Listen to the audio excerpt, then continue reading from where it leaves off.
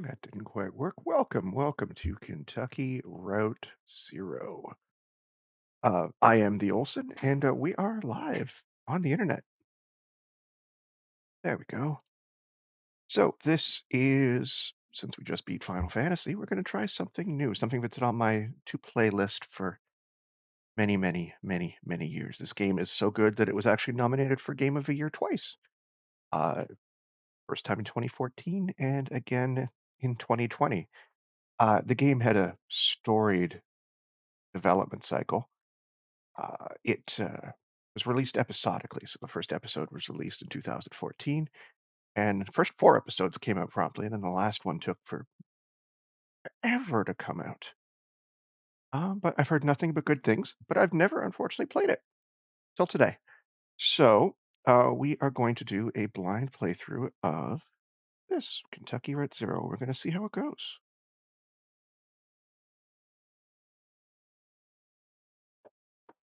These are just save slots, I'm assuming. Yeah, let's do a blank notebook. Act 1.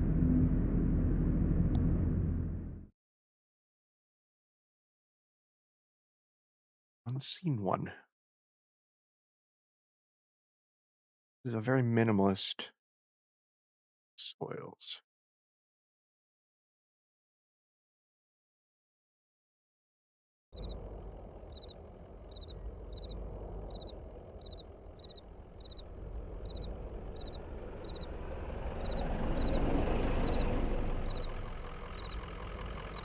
A very particular, very boxy, minimalist graphic style.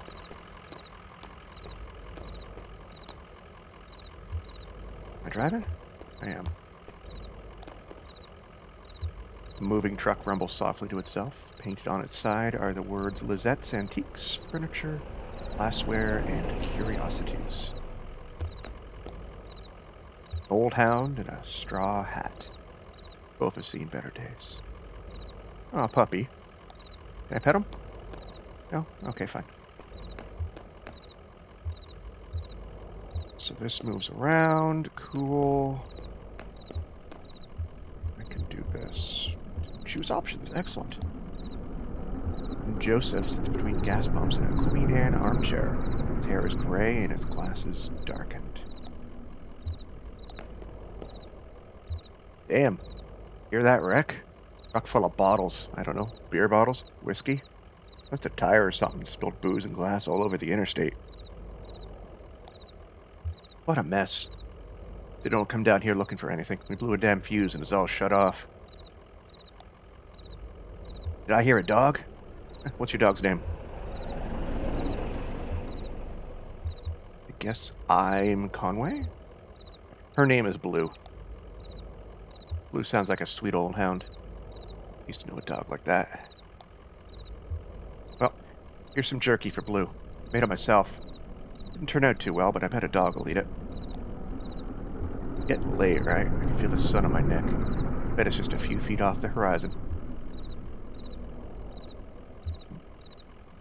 I've been driving all evening looking for 5 Dogwood Drive. Hey, I understand. You had a job to do what you're paid to do. Maybe get some rest somewhere in there. Maybe have a drink. Then back at it. There's dignity in that rhythm. How long you been working here? I've been working here a number of years. It's pretty okay. You know, I have an advanced degree and a few publications. Pretty okay here. Listen, you and Blue would have been driving up and down 65 all night.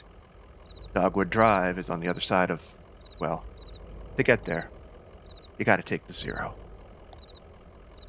Zero's a tough route. The Zero's a tough route to find, but you can use my computer to look up directions. What is it doing? The Zero is all highlighted. It's all doing stuff. Interesting. You have to head down into the basement and reset the circuit breaker first.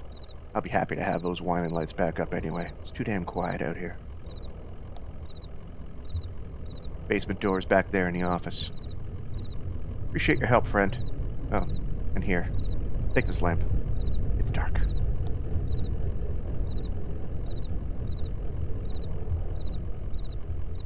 Right? Turn you off for now. Puppy, I would like to give you a... Okay. Cool, cool, cool. I guess I'm going through here. Yeah.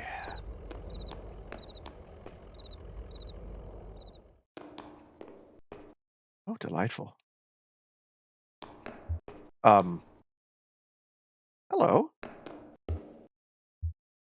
Who are you? Emily, Ben, and Bob sit in folding chairs behind a worn card table. Papers, oddly shaped dice, and highway maps cover the table. Are they playing underground D&D? I'm into that. Conway clears his throat. Oh, sorry. Didn't know there was anyone down here. Did you hear something? No, sorry. I was looking at the rules again.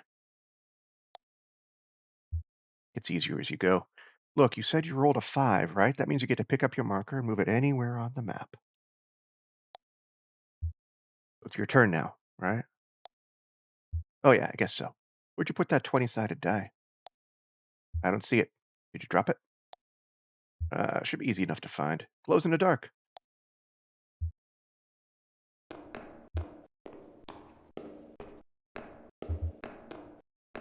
So they can't see me?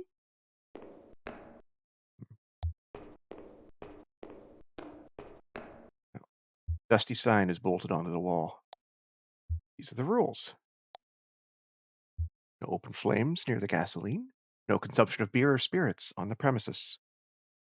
In case of sudden darkness, do not panic. Relax. Count backwards from 5. Strictly limit time spent in the basement to fewer than 3 minutes of every hour. Ah. Oh, there's the dice.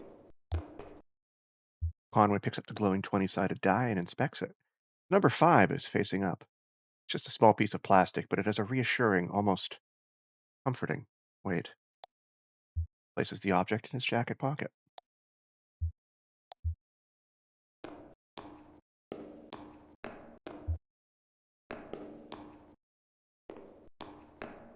Like where the fuck they go? Folding chairs are arranged around a worn card table. The chairs are empty, and the surface of the table is bare. This is delightfully haunted. You can have your dice back.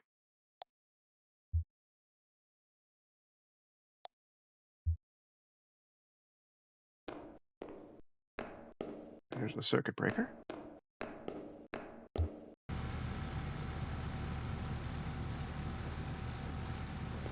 And that did put the lights back on. Anything else down here? Oh, wow, this goes deep.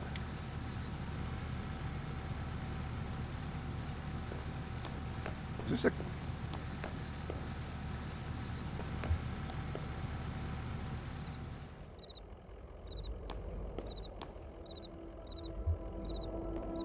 creepy?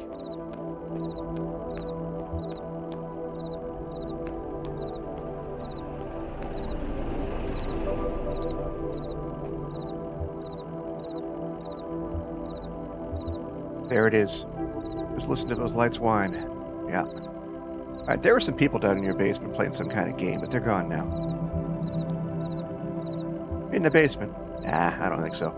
Maybe that lamplight was playing tricks on you, huh? Well, strange things happen underground, especially in the dark. So, Peter's in the office. You're looking for Marquez. He knows her way around those roads. He'll get you to a 0. Password is, damn. You should just feel it out. Muscle memory, you know? Kind of long, kind of like a short poem, I think. One of those short poems that really sums it all up. You'll figure it out.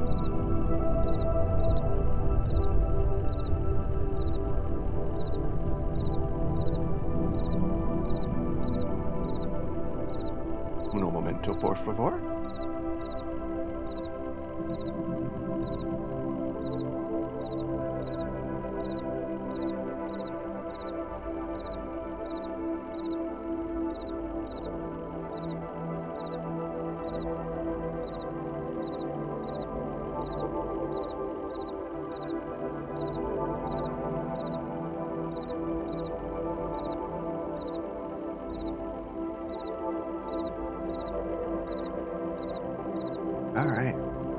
have anything else to say? Ah, no luck with that computer password. Maybe you're gonna have to fast. Don't force it.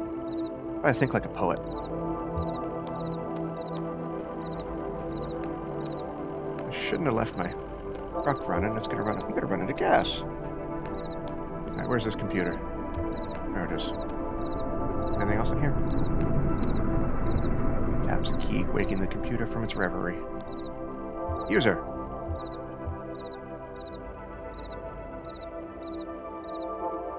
Alright, let's see what kind of game this is. Conway! User Conway is not real.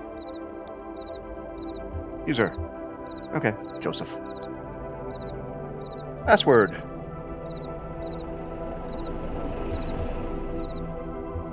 What sounds most like poetry? I talk and listen to him talking.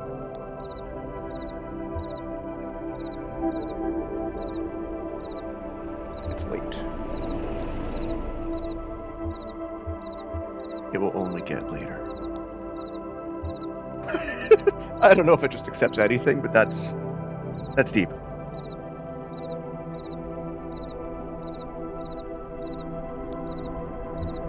How's it going in there? Figured it all out? There you are. Messages.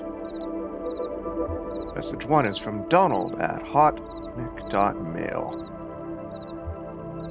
Counts at consolidated.mail. Read message 1 from Donald. Subjects. Fragments dim of lovely forms. Message. Joseph, I know it's been a while, and I know you're still sore. There's a whole world in here, and we need your help to unmask it. Yeah, the caves are cold and damp. We are old and lame. Never mind. Can't remember why I even started writing this. I miss those days in a lab, with you and our dear Lula. Maybe you found your own Xanadu. Well, so have I. End of message. Let's read message 2. I love going snooping in an adventure game. What's the worst that can happen to me? From Accounts. Subject, account standing, urgent. Dear Echius Oils, this is an urgent automated message that your account is overdue by more than 14 days. In response, we have switched you to our low reliability 30 Power Plus plan.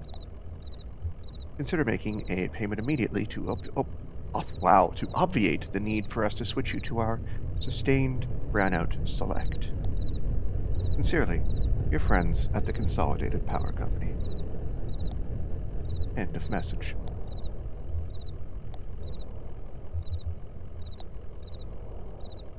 Address book. The 0. Address the 0 is not real. Okay. Dogwood Drive? Not real. Well, she said look for Marquez, so... Marquez residence, 100 Macondo Lane. Head northeast on 65 and turn left as soon as you see that ugly tree that's always on fire. For the barn at the base of the mountain there, can't miss it. Northeast on 65, turn left when you see the ugly tree. Got it? Out there in Macondo somewhere, right? Yeah, that's it. Hey, look, while you're down there, I loaded that old TV of mine into your truck. Borrowed that thing from Weaver Marquez a number of years ago. Now that the power's all weird over here, can't pick up anything but static and public access anyway. She was always more of a reader, but maybe she'd want it back at home. Nice TV. Games. Games is not real. Okay. Take northeast on 65, turn at the burnt ugly tree that's on fire, look for the barn. Alright. Oh, the puppy does have a straw hat on. That's so cute. Alright. Sun's gone down now. You and Blue better get on that road if you're going to make your delivery. Yeah, Blue. How's it going, Blue? What do you think of this place? Odd, I never noticed it driving by. How about a treat? Here's some jerky. He reminds me a bit of your old man, Ira. He was a good man, good boss. That's an achievement. All right, let's hit the road. Conway slows down a bit. Anything else here? Go this way. Anything else I can look at?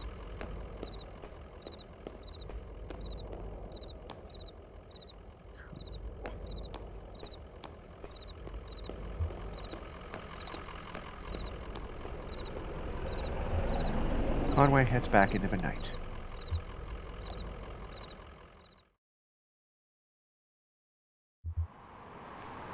All right, northeast on 65. Oh, that's neat.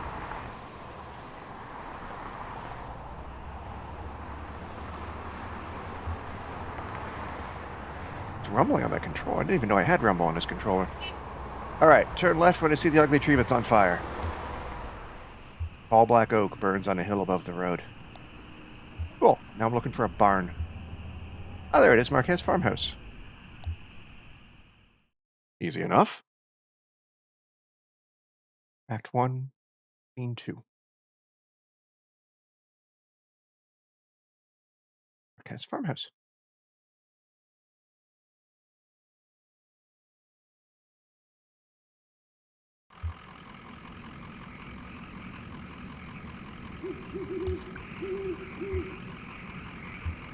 So I guess we just head up the path here. The farmhouse is up the hill a bit. Keep an eye on a truck, all right? That's a good girl.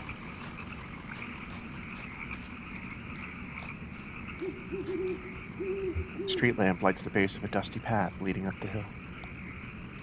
Okay. I've got the TV in my hands, right? Yeah, is that what that is? Yes, it is. Okay, good. So, well, there it is. It's coming into view.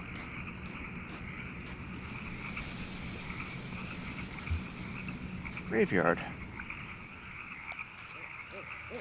Sure. Family graveyard is set off to the side of a house. Headstones are inscribed with the surnames of the unfortunate. Nowakowski, Padilla, Marquez. I wonder if anyone's home.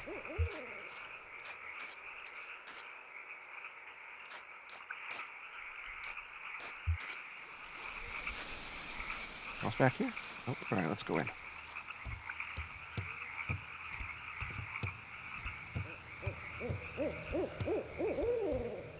Oh, door open by itself. That's always a good sign. This is why I will never survive a horror movie. Light switch. Sure. I was just thinking what a lovely house we have. You like it? Have you been here before? Did you happen to see an owl? Sure, it's a nice house. I know. I like the large beams that run across the ceiling. I like to sit in a house and think of the hills and bluffs surrounding us like a cradle. Used to be another house here. We had it destroyed. And we built this one. It's very expensive. We got quite underwater. What do you do for work? Is it too difficult or do you like it very much? I was once a mathematician. Are you looking for something in particular here? I drive deliveries for a small antique shop. I believe it's hard times for a small antique shop. Hard times everywhere, even out here on our little farm. My parents stopped paying the bank a while back. I shouldn't even be here. I just stayed. I have some notebooks. Only a little bored.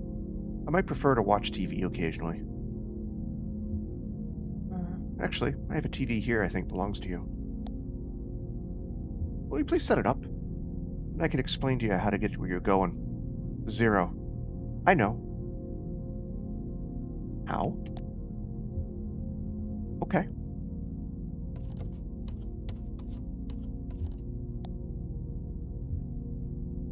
A disused wood-burning stove is set up in one ash-dusted corner of the room. Hold to a touch. Uh, huh. Interesting. Abandoned spider web stretches across the bottom of a saucepan. Skillet is seasoned with dust. What do you eat, Weaver?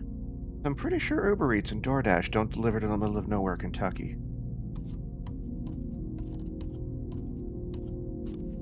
Oh, am I Bruce Campbell? That's amazing. All right, set up.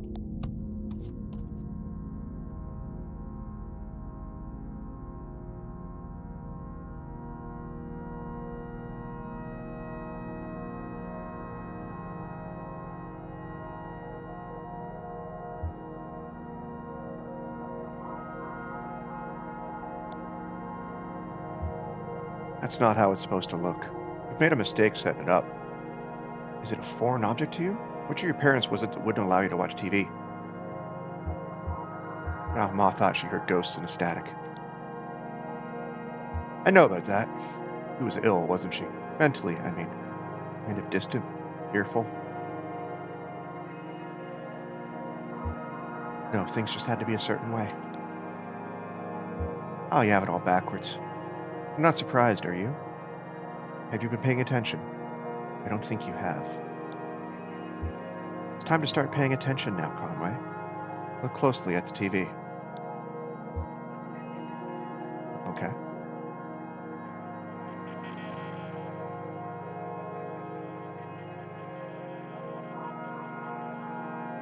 Not the TV.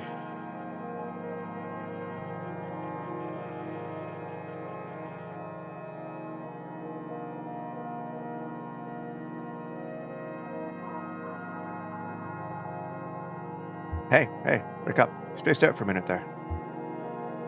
What do you keep out in that barn? Used to be tools and feed, then books. Now I think it's mostly spiders. That TV is picking up the wrong signal. My cousin Shannon would know more about it. She fixes TVs for a living. Well, she used to. I think the new model's giving her some trouble. I really just need to get to the zero. Honestly, I'm not convinced you should bother with the zero. I'd much rather you find my cousin and fix my TV. It'll get you headed the right way. So it's pretty easy. Get back on 65, head north, and take the first right after the artificial limb factory. From there, your arrival at the zero is basically inevitable. So, back on 65, first right after the factory. Nice to know you, Conway. Keep your eyes open, especially in the dark.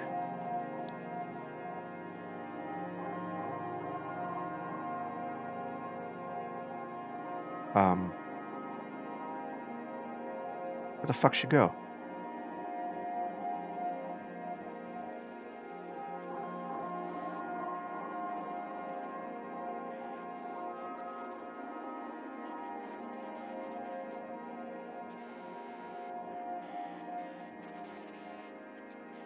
Okay.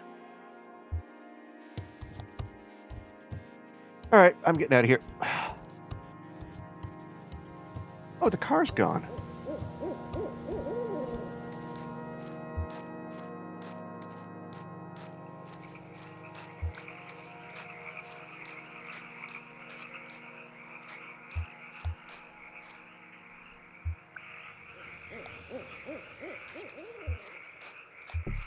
Am I just talking to ghosts?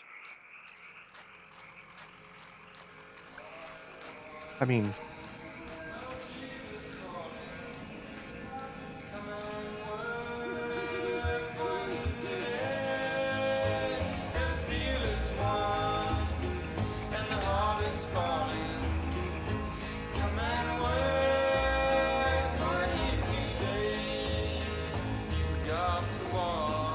I just met the strangest lady.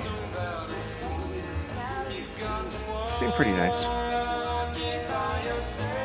Marquette. I hope we see her again.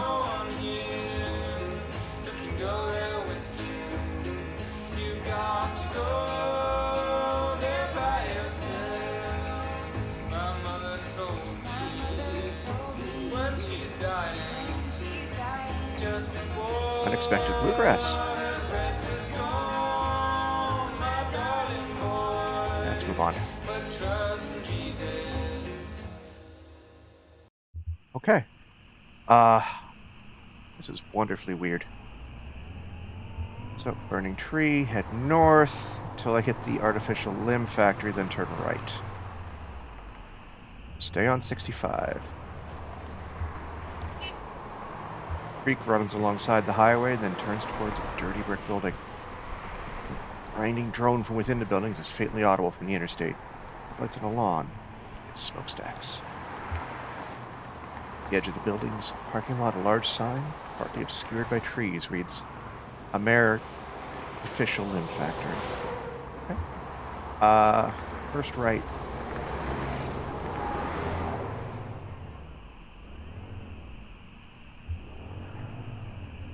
On ramp?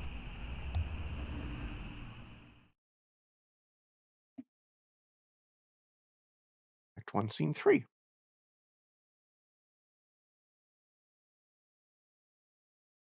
Elkhorn Valley.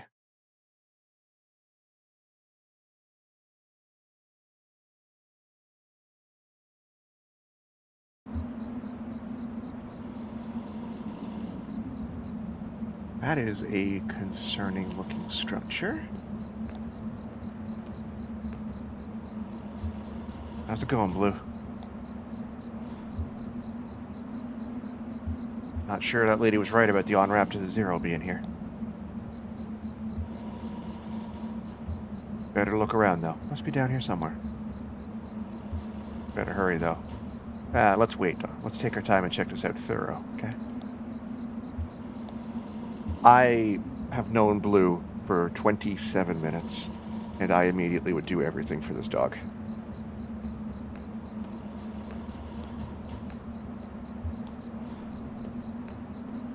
There's a light.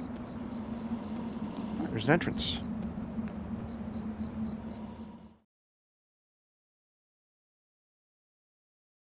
That was short.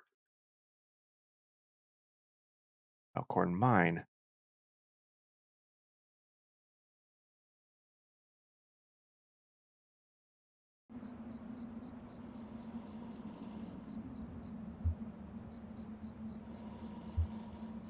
No, it's fine. I'll figure it out.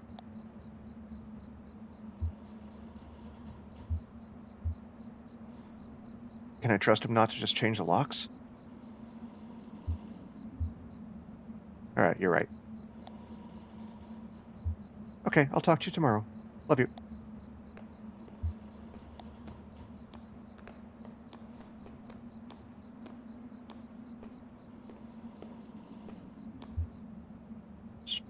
Stranger? Excuse me, ma'am. I saw the light was on. I'm looking for the on-ramp, too. Are you here to kick me off the property? Oh, no, no, no. I guess you don't belong here either, do you? You work for the power company. Oh, the power company? Oh, no, no. I once worked for an electrician for a few weeks, but I sort of drifted on before I really learned anything. I get it. You're a nomad.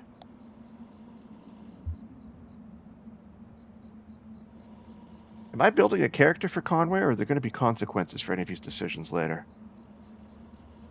Well, I do drive a lot. Just me and the road, mostly, when the sun is out. Oh, you sound lonely. I get by. Here's what it is. I drive deliveries for a shop called Lizette's Antiques, and I'm out trying to finish this job. What kind of stuff you hauling? Antiques. Good stuff. Lizette has a sharp eye for the little good it's done her lately. You know, just one recession after another. Everybody's selling their old stuff cheap, but nobody's really buying. I have a delivery for 5 Dogwood Drive, and I can't remember ever seeing that address before. Now I heard I need to take a highway called the Zero. So I met this young lady, name of Weaver Marquez, and she sent me this way. So here I am. Uncommon kind of place for an on-ramp, but that's what it's like being so far anyway with... What? The Zero. Is that around here? I've never even heard of the damn Zero. Doesn't sound like a real highway. But I know Weaver. Known her all my life. She's my cousin. I'm Shannon Marquez. That was a Pregnant pause if I've ever heard one. Weaver doesn't lie. One time when we were younger, she told me my dad had been in a terrible car wreck. There's crushed metal everywhere, and we've been hearing it echo throughout the house for years, she said. I was very upset, crying, and then my dad walked in the door. Just came back from a trip to the junkyard collecting scrap metal to fashion into wind chimes. I was angry, but she said it wasn't a joke, and it wasn't a lie. At the time, I thought she meant it was a riddle or a puzzle. Weaver's not a puzzle. He's a mystery. Maybe the zero is down here somewhere. Maybe it is. Well, I won't mind the company. I've got business down here myself. I talked to Weaver earlier this evening, too. Or anyway, she talked to me. Hard to tell if she's listening sometimes. Weaver told me I had to come down here to the old Elkhorn mine. She said I'd find something I've been looking for. Where'd you see Weaver? At my workshop. She just appeared. I haven't seen her since a long time. Not such a bad thing, you showing up now. All told, I'd rather not go down there alone. Your dog should stay up here, though. No place for a dog. This is an old mine. It runs pretty deep and tangled. If we're going to go down into it, find your on-ramp and whatever else. We gotta keep our bearings. I don't want to get turned around. Got some gear here to measure conductivity, frequency response, stuff like that. Maybe we can find a way to put a signal out ahead, do some analysis, figure out what kind of topology we're up against. What? Topology. Okay. Topology. That's a science of continuous space, my friend. The way this twisty maze of passages fits together.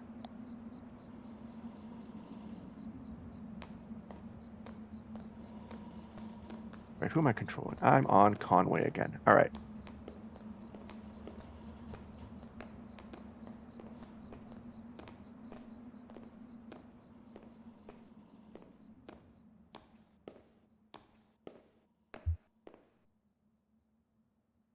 Interesting.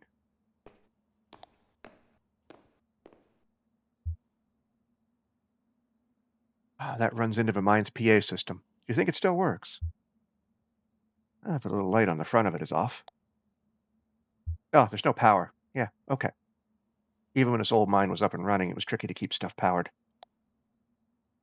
You know, the miners used to have to pay just to run the fans and the lights. Yeah, they got paid in these shitty plastic tokens. Whole script, you know? If you want to run the fans for a bit to clear the air up, well, you have to put a token in. My parents used to work here. So did Weaver's parents.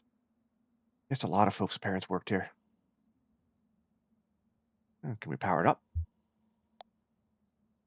I bet we just have to free up some of the power for the PA system. Everything is rationed. Here, set up that lamp of yours and I'll go unplug these ceiling lights.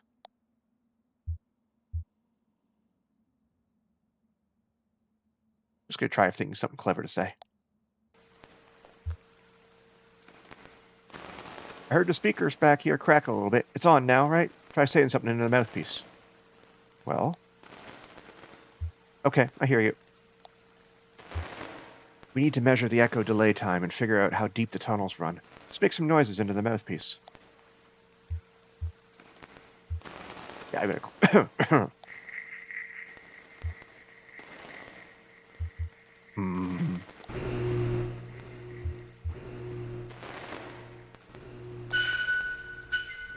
Damn. That's a long delay. These tunnels run deep. I bet some of them have ruptured or joined up with a cave system. All right, I set up my spectrum analyzer, so let's just say something into the mouthpiece and we can get a sense of how narrow the mine tunnels are. Don't be shy. Just say anything that comes into your head. Tell me a story about something. Or what did you have for breakfast today? Here's a story. I used to work doing roof repair. Boss got a real big job out in Louisville. Could have taken us an hour to get there. But then a thunderstorm hit and it was too late anyhow. Got it. Looks like the tunnels are pretty cramped. Yeah, low ceilings. You're ready to stoop a little bit. You're probably used to it. One more test. We just need to know if the air is breathable, or if it's too thin or too dense. Just sit real close to the mouthpiece and breathe. Try to measure the resonance of your breath with the air in the tunnels. Just try to relax. Try to breathe naturally.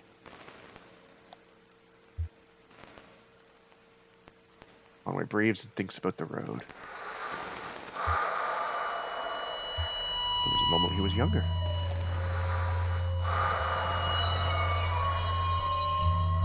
Visualizes a hot meal.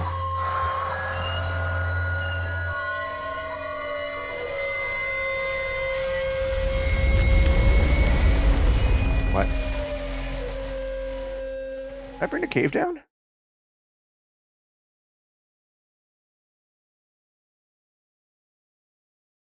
Okay.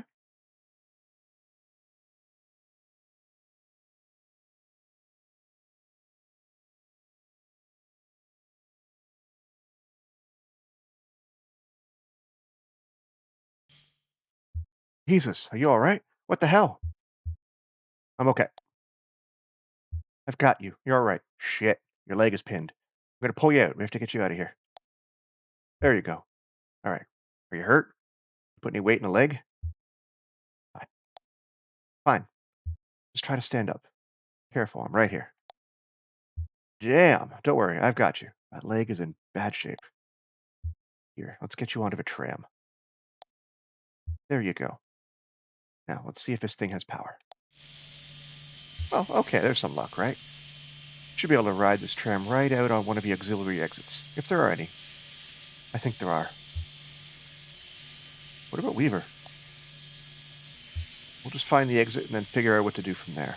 That's our first priority. So, the controls are over on your side. Let's get moving.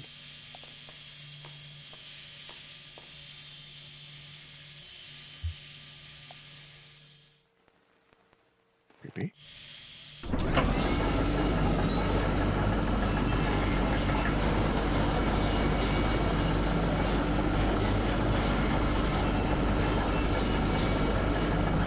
Alright, what do I do now? Let's keep going. Notice the bird cage. Notice the bird cage is empty. I don't have a way to, yeah.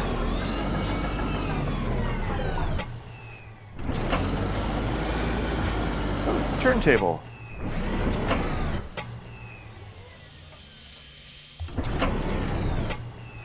Oh, here we are. This may be hard to believe. It's hard for me to believe it myself, but this whole branch was underwater last I heard.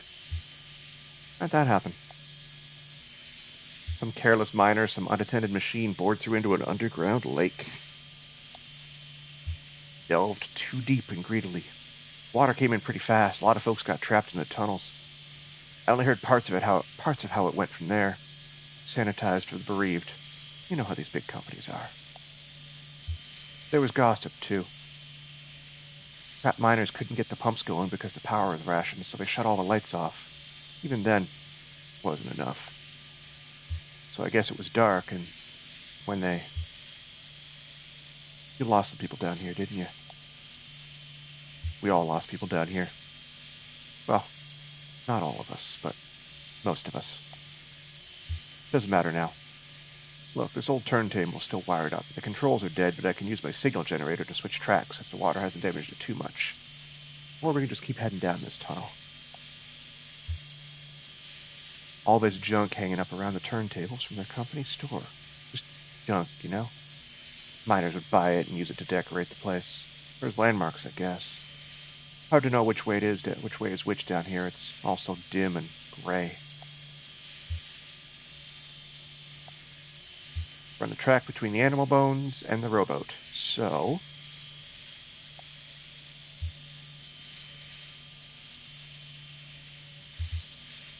the pendulum in the casket.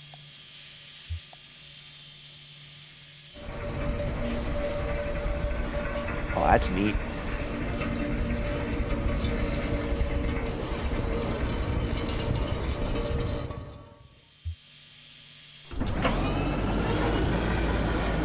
All right, off we go.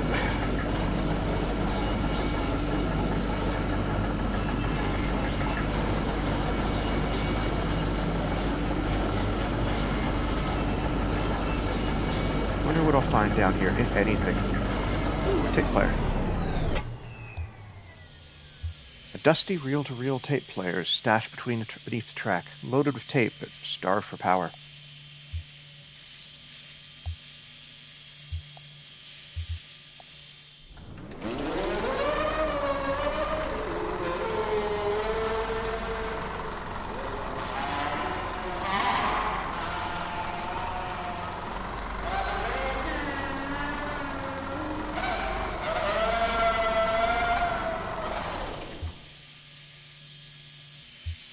I didn't know those were still down here. You've been down here before. Not this deep, but I knew about the tape machines. When this mine was active, a couple of folk music archivists spent time here recording miners' songs. Really academic ivory tower types. None of the miners really talked to them much. They stayed at the margins, observed, took notes, and sometimes they get someone on a lunch break to sing into their microphone.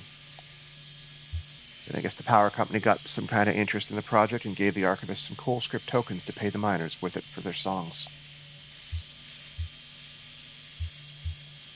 Parents sing? Oh, yeah. They sang. They sang in the mine for coal script tokens.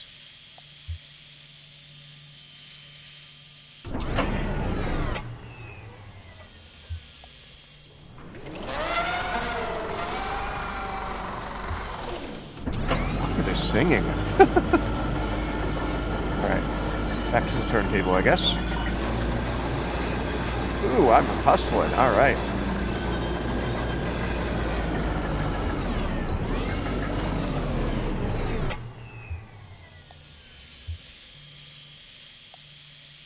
Alright, so Animal Bones and Rowboat is where I started.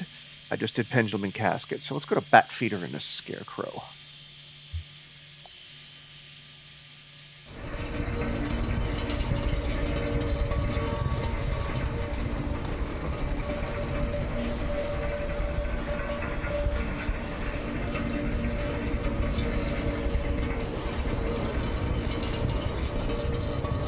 Hell of a way to find out your controller vibrates. Alright, let's go.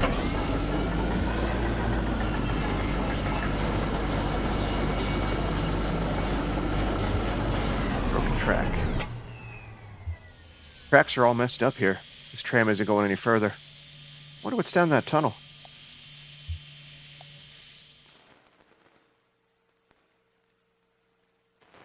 Static?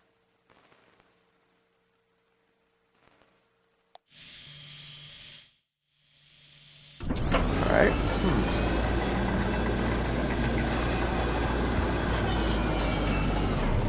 Oop.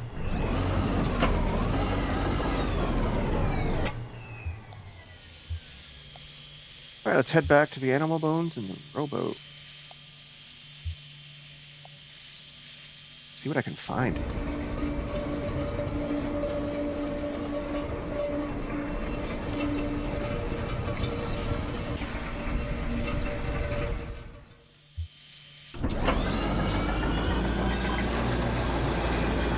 Oh, I'm going up. That's a good sign.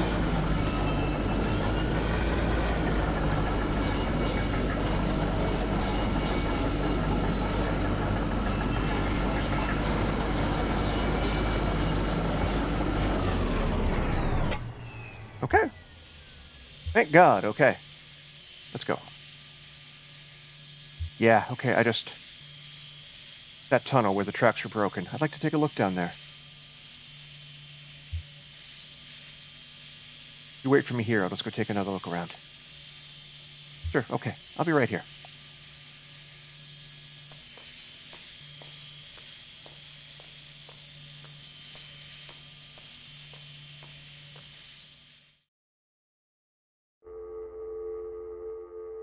At least I have a light. Is that a phone signal? Like a dial tone?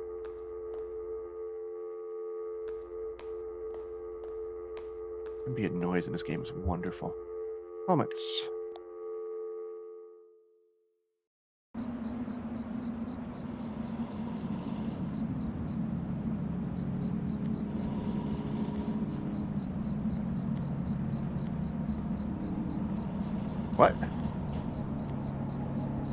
fuck happened?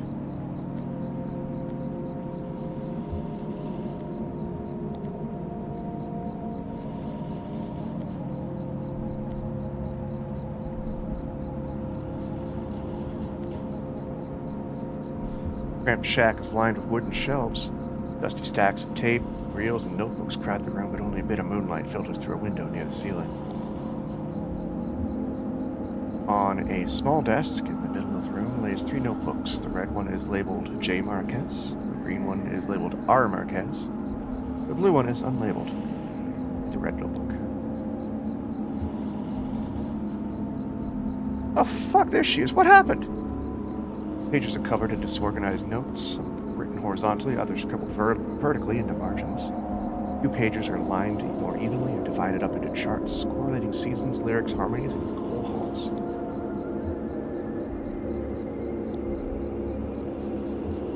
Each page is a delicately rendered charcoal drawing. Most are portraits of rugged faces. Near the middle of the book, there are a few drawings of a young girl in a miner's helmet.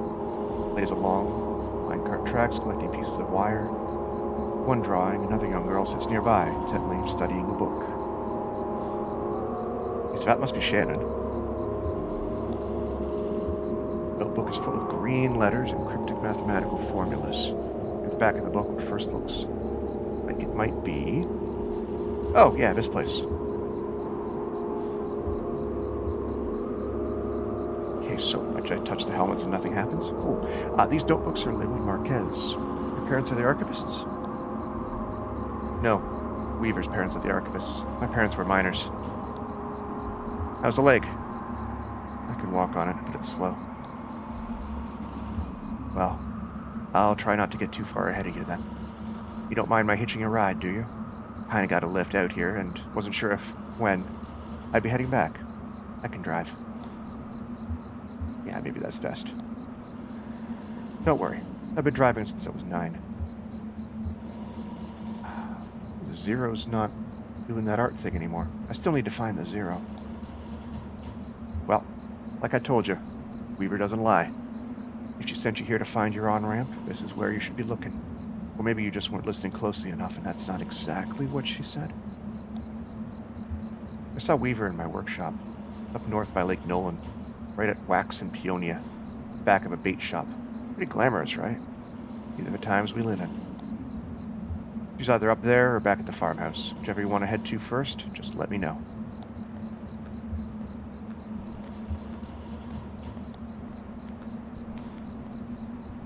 Alright. Who am I driving?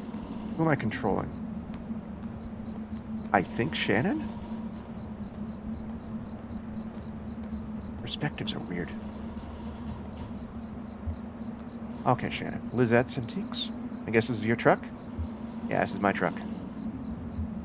How did my truck get here? And how did my dog get here? Blue, what do you have to say for yourself? Blue, this is Shannon. Nice to meet you, Blue. I've got some dried banana slices in my bag. Would you like one? Take care of your friend here, and there's more where that came from. I guess I'm just in control of everybody. Alright. Well, as long as everybody in this game takes care of the puppy, I think everything will be okay, even though Kentucky's haunted as fuck.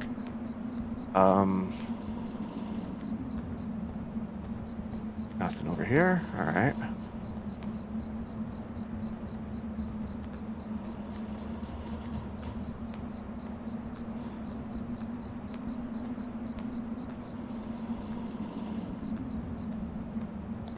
Let's get in the truck and head north to Lake Nolan, wherever that is.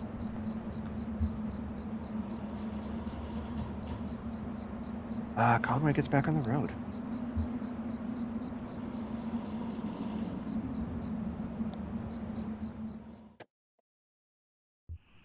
Okay, I guess I get on 65? Oh, we have a thing. Field notes. Okay, what's in here? Gasket, boat, tape, scarecrow, pendulum, brake, bones. What?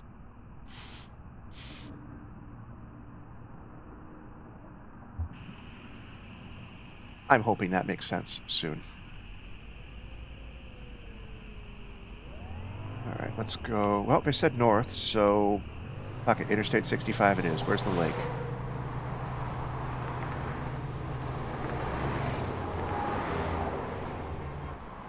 Oh, okay. I guess that this particular interstate stops. Westville Road. Go north? No, that's not a drivable road. Okay, this way? Nope. Bait shop. Cool. Those were fantastic directions, Shannon. Thank you. Vaulted above the road on a thin steel bar, a handwritten sign reads live bait, minnows, small and also large for stripers, bed crawlers, chips and beer. My kind of place. A green flyer hangs loosely from a bit of masking tape at high level. The shop's right. Dirt parking lot sprawls unleavingly into grass and then eventually trees. Bait stop is closed. Instead of a side door to Shannon's workshop. Conway and Shannon walk around to the side of the building into the workshop.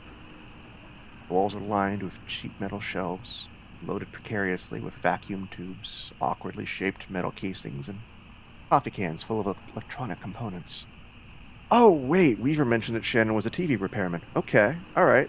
And she told me to go find Shannon. Cool.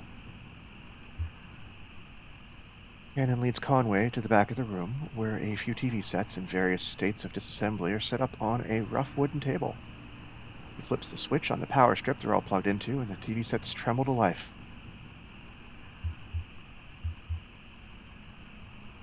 What's on? Ghostly white wobble flickers across one screen in a rhythmic pattern. Another is just snow. A third, small security monitor in the middle of the table, is oscillating between different shades of black. Oh, tell me about Weaver, please. Shannon points to a small security monitor on the table. The image on the screen is just black, but it seems to be fading slowly, almost imperceptibly between different shades of black. Until black? All right. Shannon tweaks a few knobs on the side of the monitor, but the picture doesn't change. Okay, I'm just going to stare at it. The screen is a cavernous black. It hums and swells at the pace of the tide.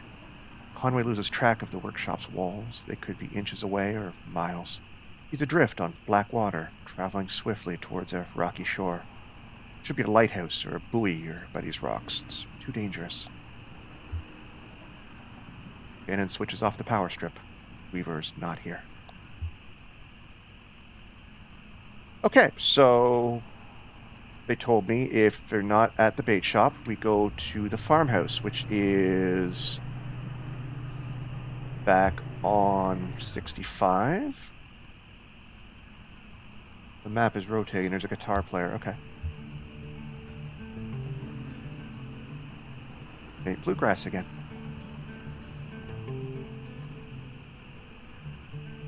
Oh.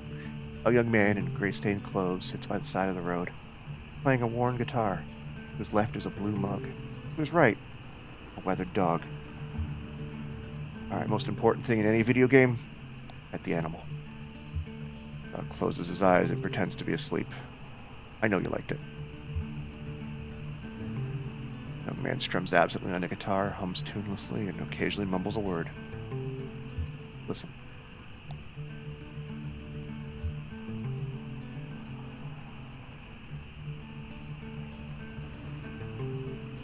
The young man whistles hoarsely, stops playing a guitar, and looks up at Conway.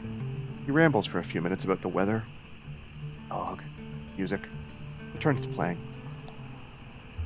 As he walks back to his truck, Conway finds that he can hardly remember a word the young man spoke. Hey, weird. So, farmhouse, which is back this way. Thank you for mapping things as I pass them. There's a burning tree. Cool. Marquez Farmhouse.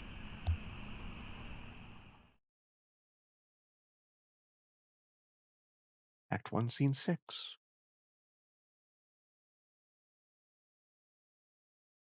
Marquez Farmhouse.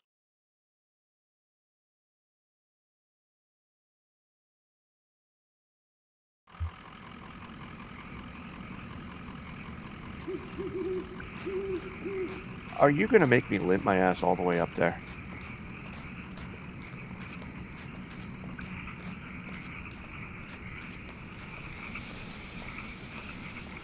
And the musical accompaniment is gone.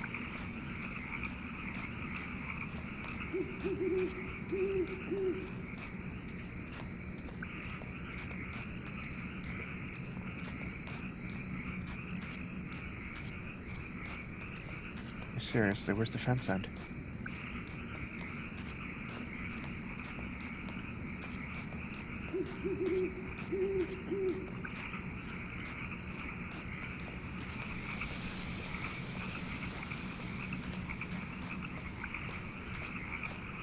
What?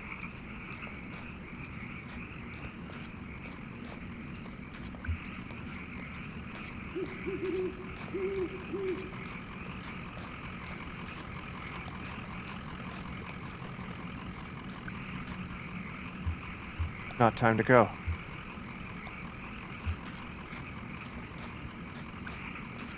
Okay, I'm on the path this time, I think. Yeah, we're good now. We're better. A little fidgety with the controls, but that's okay.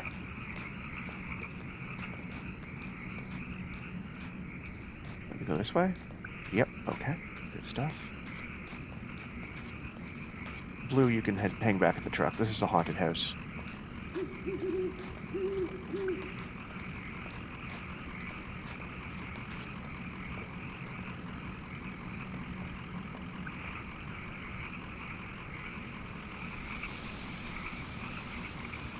Taking a break. Okay.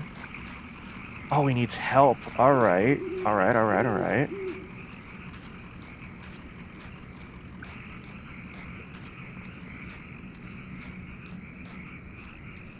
God, I hope his leg heals for this game.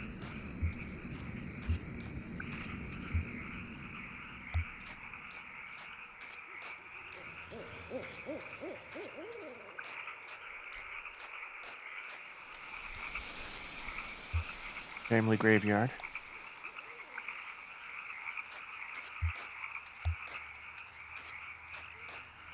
He'll be buried here, you know. Decorative, I guess. Or it's art or something. I don't know. Whatever it names on the headstones. Nowakowski, Padilla.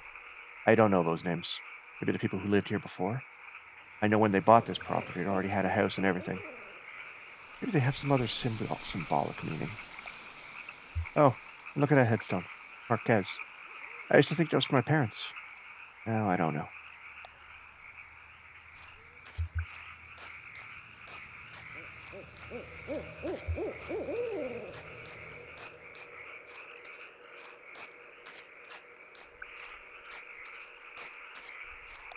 All right, let's go inside.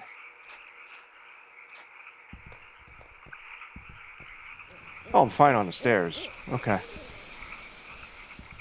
I've healed, and the door opens by itself again. What a place.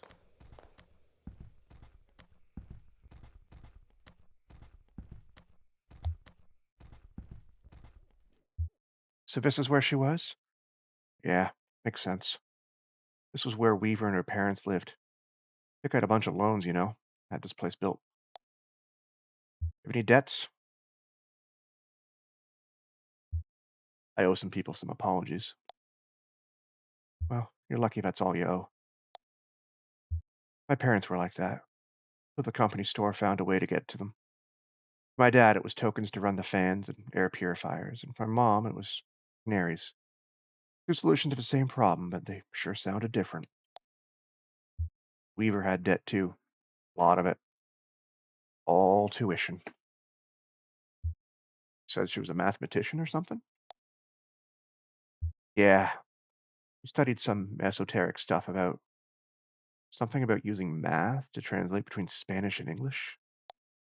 I think eventually Weaver put those math skills to work on all the red numbers in the family checkbook and got a clear sense of just how hopeless their situation was. So she left. Guess she just drove away in the middle of the night.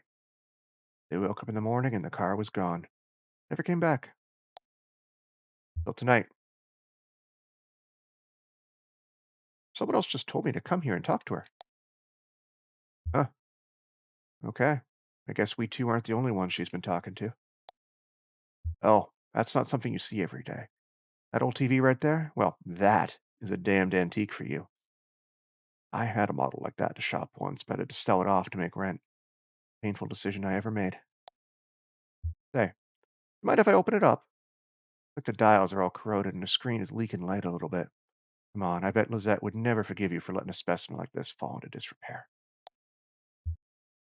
Yeah, go ahead.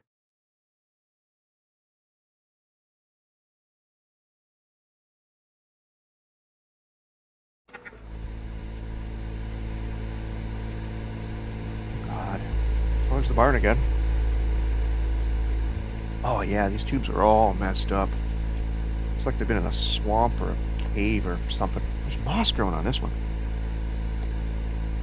That's okay. I have a few spares in my bag here. Here, pull this one out of an old computer monitor. Just needs to be recalibrated a bit. All right, that oughta.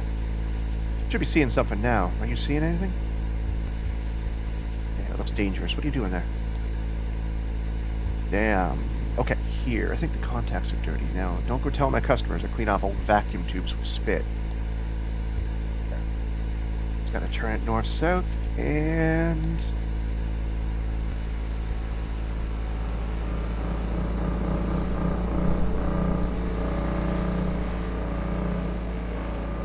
Hey!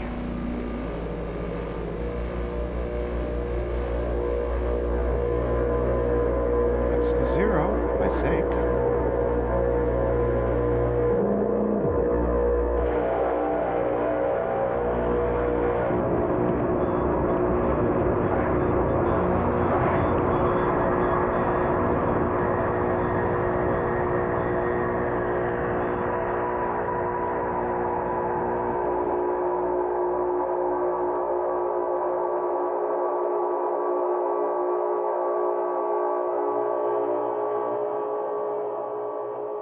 All right.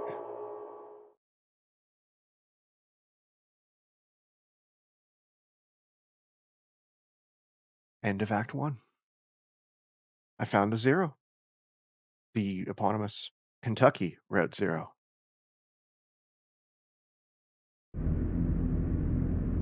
This is fantastic. Play? I guess this is Act 2. Limits and demonstrations.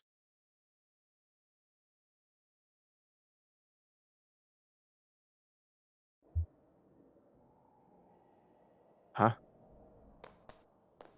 Who are you? Limits and demonstrations. A Lula Chamberlain retrospective. Hey, that's Joseph's friend,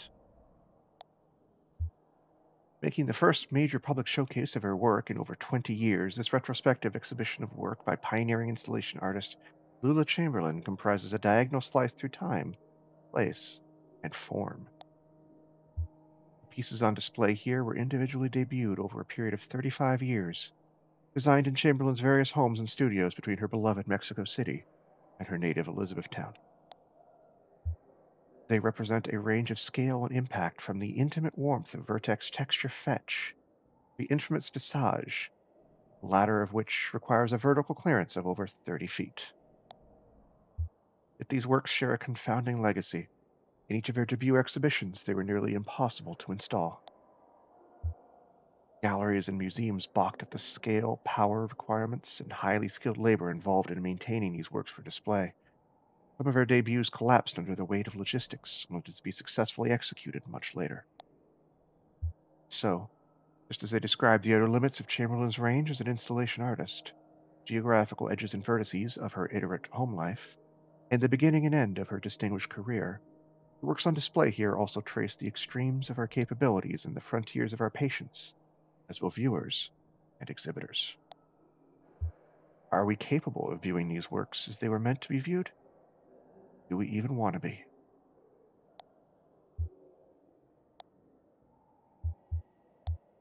Oh, okay, it's just the exact same thing I just did.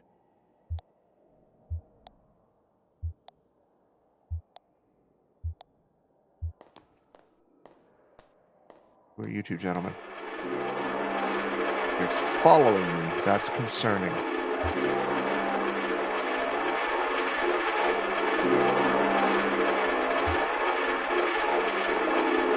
Title card. Spinning coin suspended correcting for angular motion, 1976. Found materials. I guess I'm Emily now. What a lonely image. The image on the screen, or the whole thing? The whole thing. The microfilm reader, that flickering coin. Yeah. Kind of anxious, right? I feel like I startled it. And now there's this uncomfortable pause. Pretty dark.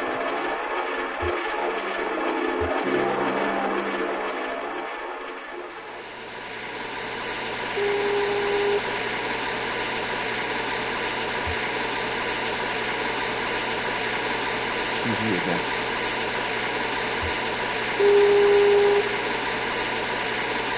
Vertex Treasure Fetch, Tree Television and Suspended Cathode Ray Tube, 1968. Found materials. Bob, it kind of seems like your thing. Oh yeah, I love this one. So domestic, but so weird. I guess I'm just really into weird domestic these days. Alright.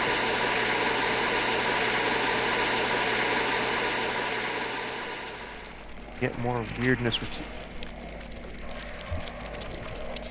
shit. Visage, 1984. Unknown media.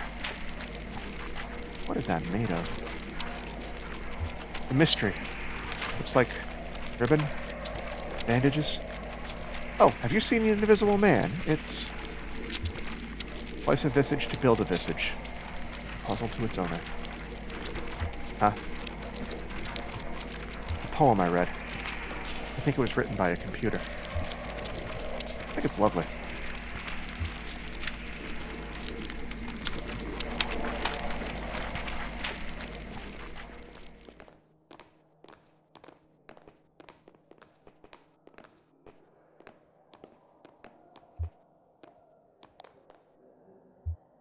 Overdubbed Namjoon Pike installation in the style of Edward Packard, 65, 73, 80.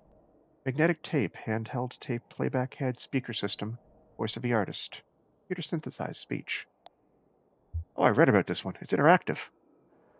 How's it work? Bunch of old tape, and you run this tape playback head along it. Just listen to the recordings, I guess. Let's try it out. I think you start in the middle.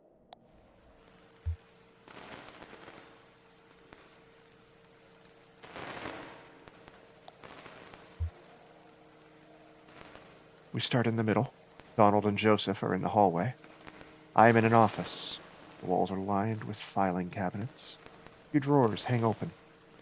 The door is ajar. A massive computer looms in the corner. There are some punch cards on the floor. Everything Lula said has the zero effect on it. I don't know what that means, but synthetic voice recordings spliced awkwardly into a tape lists out options in monotone. To examine cards, rotate 30 degrees, advance 7 inches. To leave room, rotate 17 degrees and advance 4 inches. To activate computer, rotate 200 degrees and advance 15 inches.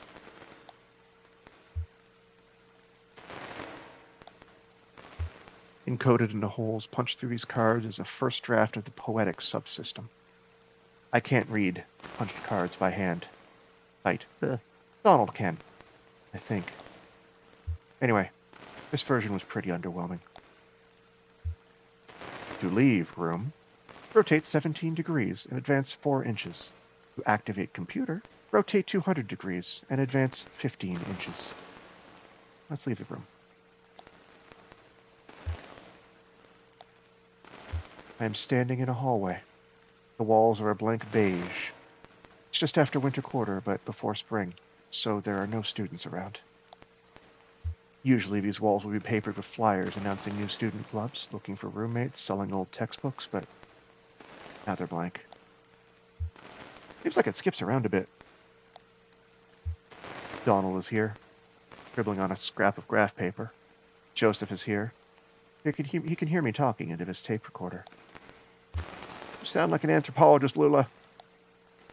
An anthropologist? Entomologist. Oh boy. To lean on Joseph's shoulder, rotate 70 degrees and advance 11 inches. To take Donald's hand, rotate 270 degrees and advance 2 inches. Let's lean on Joseph's shoulder. This is the beginning of the tape. I'm at home. Alone. Joseph just left. We had an argument, but it'll work out. Wow, this is kind of personal. What time period do you think this is from? Title card says 65, 73, 80. So if this is the beginning, I guess that's 1965. And the first one we heard was 1973 then. Middle?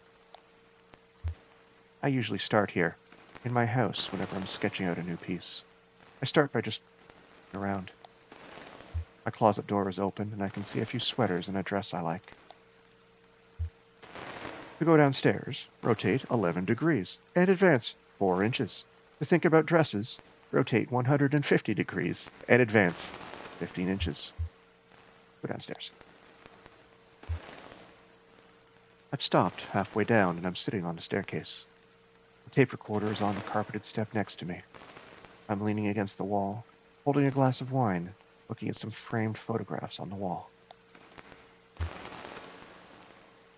To fall asleep, rotate 235 degrees left and advance 20 inches. To look at a photograph of a national park, rotate 17 degrees and advance 6 inches. Yeah, let's look at the park.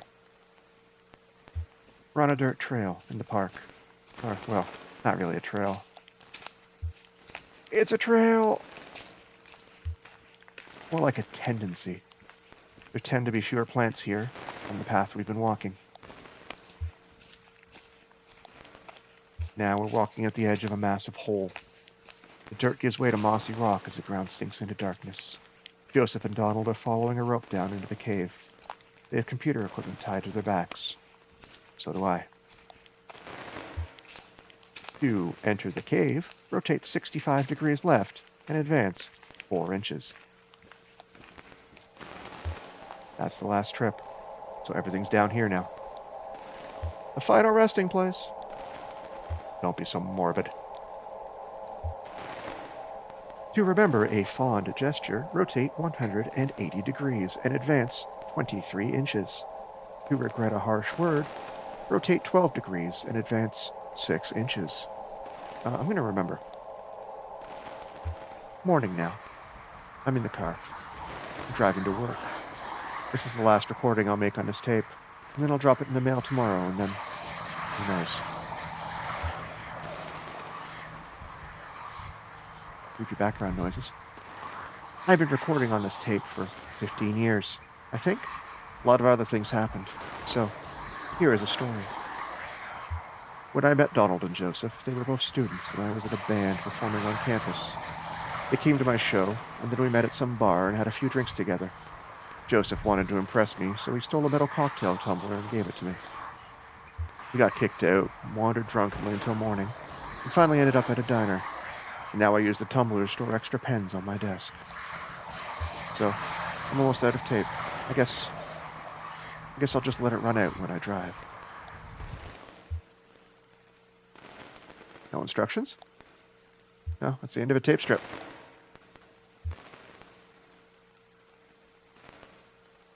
I don't think we ever reached this long one at the top here. Is it cheating to skip over there? Oh, I won't tell anybody. Think of our work, our research. You'll die in those damn cold caves. What about those men? You know they'll come back. We'll go deeper, that's all. Never find us. You hear their voices. They're not... They'll find you. They're not me. I'm going back to the surface. Stop. Your stupid fight is ringing through the whole damn cave. Joseph is right. We can't stay here. I'm leaving too. But I'm not going back to the surface. I'm taking my station wagon. I'm heading down to zero. We'll be lost forever. We need your voice for the machine, Lula. It only recognizes your voice. I'll send you this tape when I'm done recording. Put it in the mail. Then you can see what your damn machine does with it. Oh.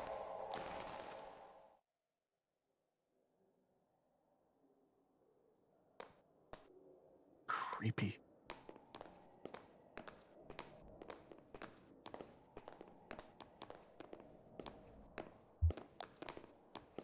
Title card.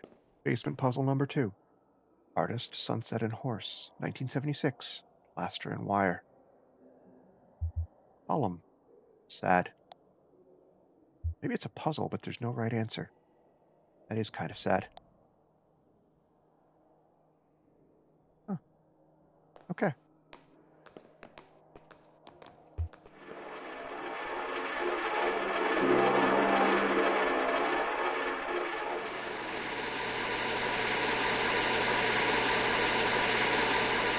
I would like to leave now.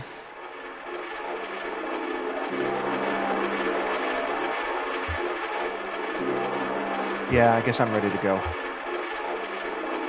Yeah, this show is exhausting.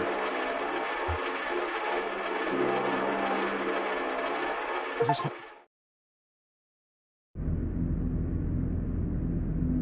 That wasn't even Act 2. That was just... Interlude?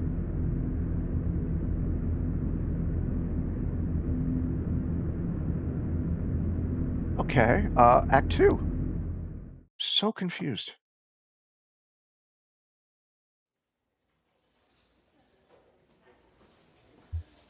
Attention, Lula Chamberlain.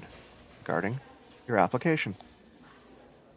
Thank you for your application to the Gaston Trust for Imagined Architecture's annual fellowship. We received a record number of applications this year, over 100 in total, and regrettably we can only award one fellowship position per year. As you know, our review process includes a multi-phase blind committee analysis of portfolio submissions as well as a careful review by a panel of subject matter experts on each applicant's notability and relevance in the field. We must be extremely selective in our process so as to maintain the standards we've established over our 35 years in operation.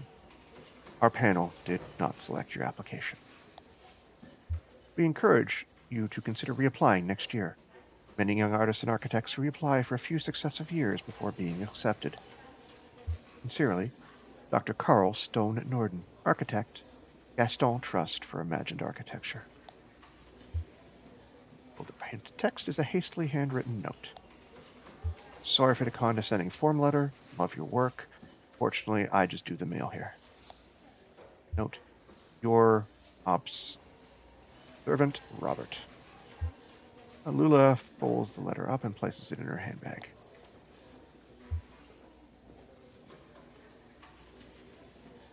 I guess I'm in control of Lula now, the artist. All right. Opens a folder on her desk labeled Proposals.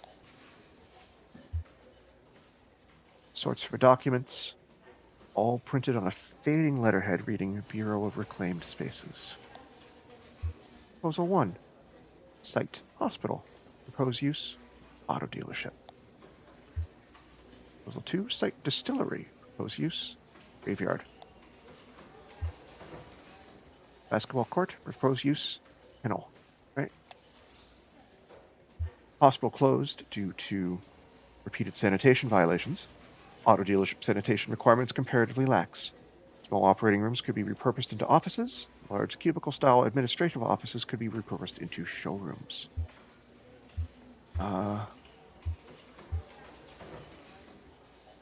Endorsed.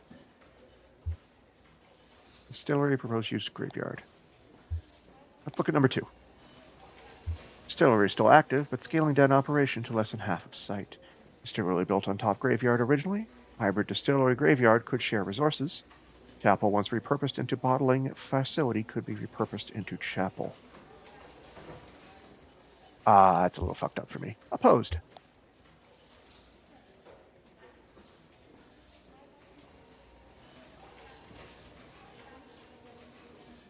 Rick clears his throat.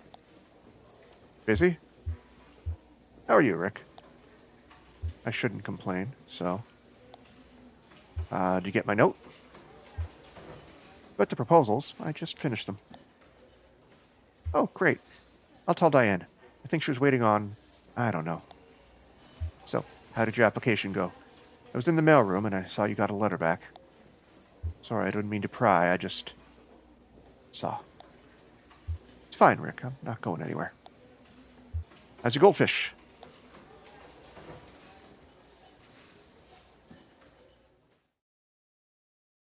She's an office drone and not like a... Who is Lulu Chamberlain? Bureau of Reclaimed Spaces. Different font, too. All right.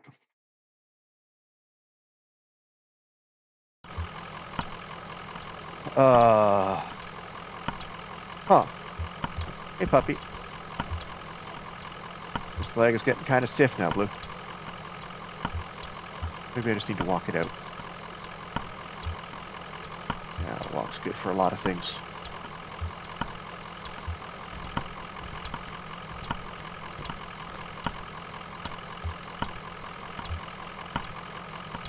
Didn't we just pass this place? I don't think Zero operates like the roads we're used to. I don't understand it either. So, what is this place? It's like an office building.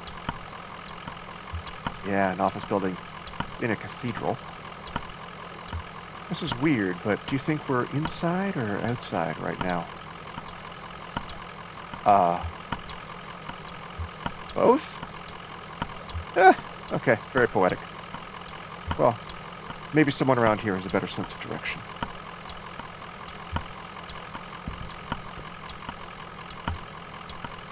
End of a line? Maybe it's still under construction. Well, seems to have stopped for the moment.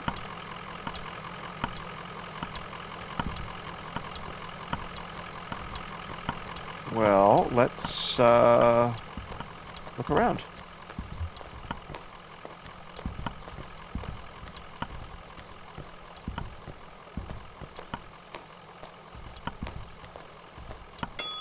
Ding!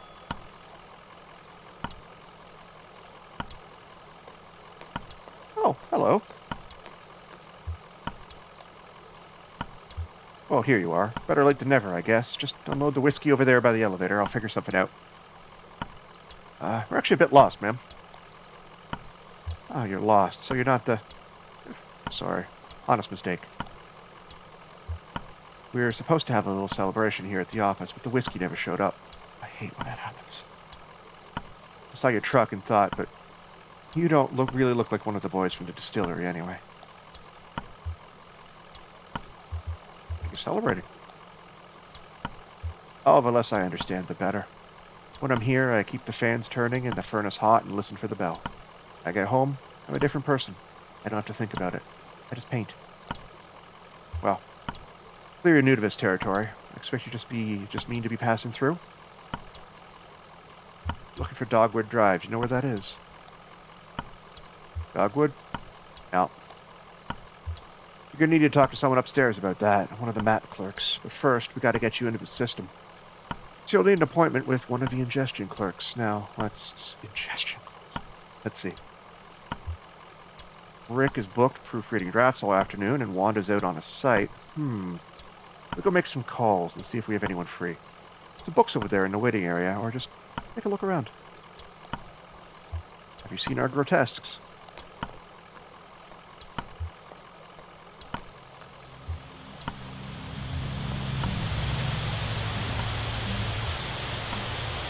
Television is playing what looks like a nature documentary. A hermit crab scuttles across a beach.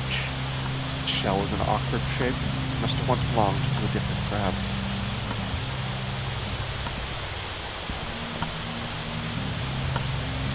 Oh, television is playing a cartoon about a bird. The cartoon bird collects pieces for its nest: a scarf, plastic shopping bag, a bit of a young girl's hair. The nest is warm, but precariously fragile. Okay, let's look around more. Limpy Limpy. Jesus, what is up with the TV symbolism?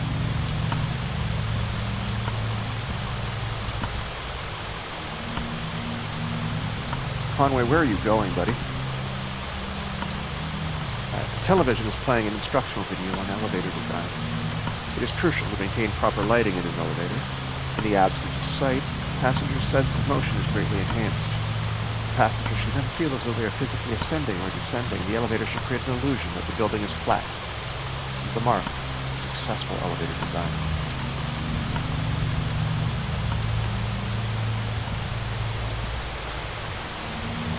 This television is playing a closed-circuit security feed of a housing project. The feed switches mechanically between locations: a hallway, a disused plot of grass, a stairwell, and a mailbox.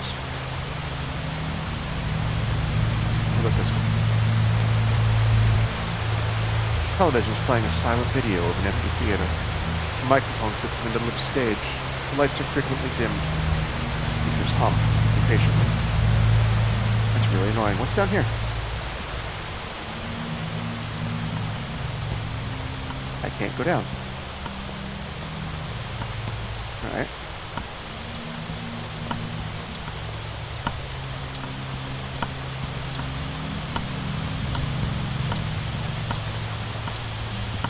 What about this way?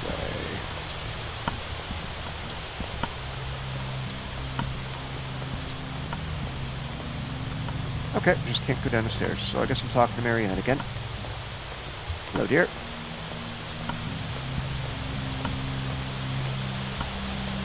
Oh, good. I thought you'd left. People can be so impatient. You never know. Well, I have you meeting with Lula Chamberlain. She's a senior clerk and doesn't usually handle the ingestion process, but she's the only one with room on her plate this evening. My schedule says she's on the 5th floor reviewing some diagrams. The elevator is just back to the left there. 5th floor. Okay.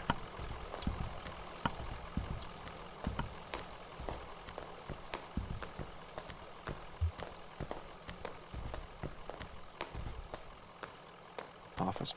Really weird looking place.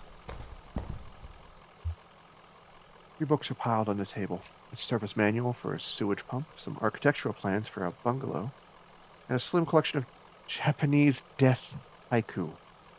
An envelope is protruding from the bottom of the stack. Yeah, let's pick up the envelope. The envelope reads Bureau of Secret Tourism. It contains several small handwritten brochures with ritualistic directions to bizarre locations. Well, the way this game is going, that'll probably come in handy. Anything else? Nope, we're going up.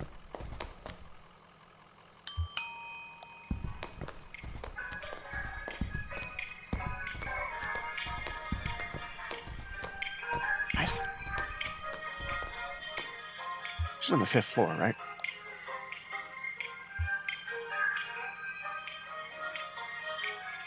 Scans a column of elevator buttons. 5th floor, diagrams and drafts. 4th floor, archives and records. 3rd floor, bears. 2nd floor, conference room. 1st floor, clerk's offices. Yeah, I have to choose this one. Bears.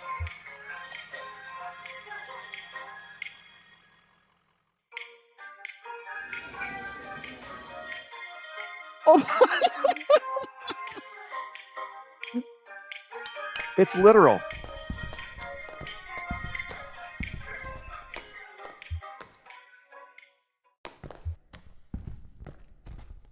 It's just a office full of bears.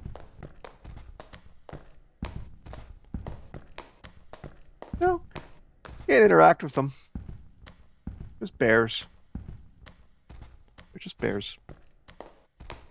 Sure. They don't seem to mind that I'm here. They're just office bears. Oh, okay.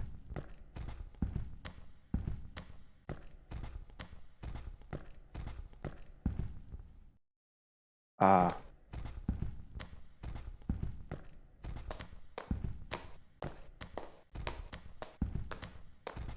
okay, there we go. Let's check out the other floors before we continue.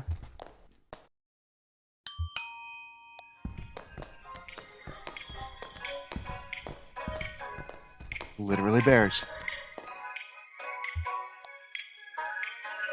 Yeah. But let's go to the 5th floor.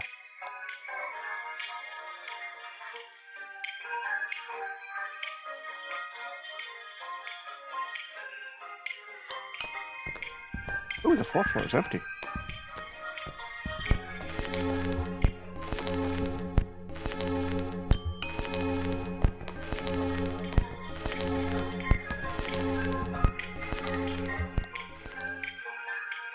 Archives and records.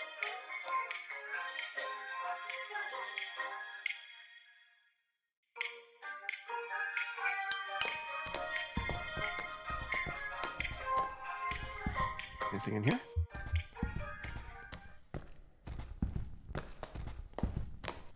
I love the balcony views.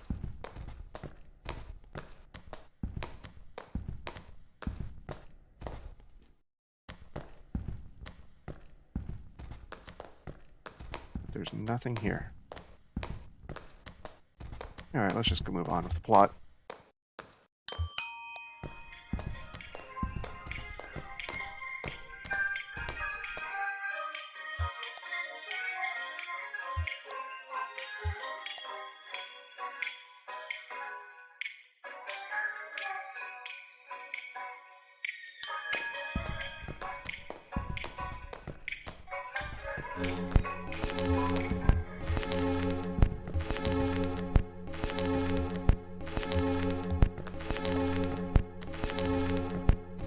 That's really annoying. Can I stop it?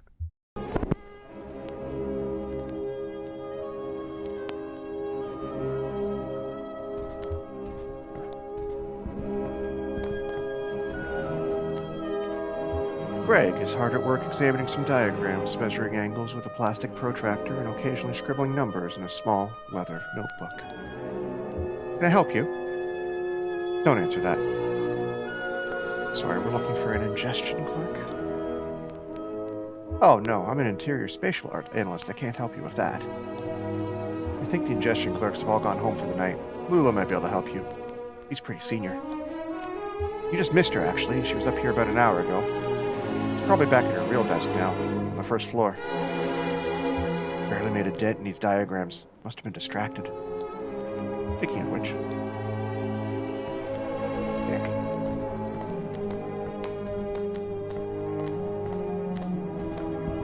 Alright. Nothing out here.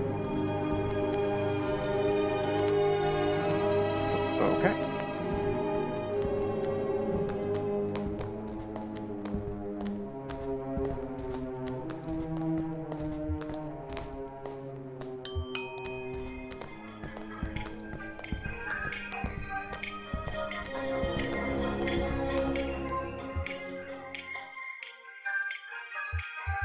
Clerk's offices.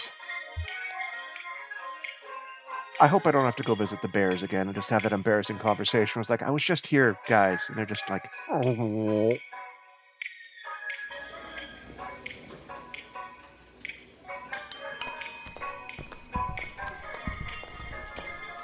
Hello, are you lost? Oh, very much so, yes. All right, well, let's get you pointed in the right direction then. Pretty straightforward process. First, you'll need to get a case number assigned. Talk to Clerk Metzstein about that. He's just over there at the end of the room. Happy to help. Oh, this is a bureaucracy simulator, isn't it?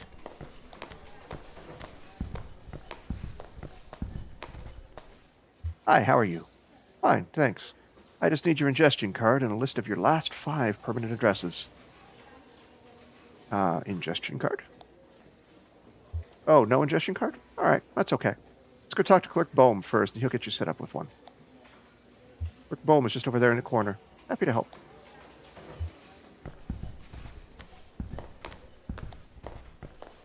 Howdy, here for an ingestion card? No problem.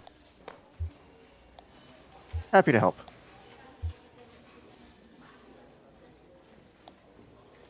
Looks like I'm out, but I know there was some back in the archive. You have to put in a special request with Clerk Macmillan. She's the document czar. Straight back at the end of the office, there by the file cabinets. All right, this is just a runaround. Where's Lula Chamberlain?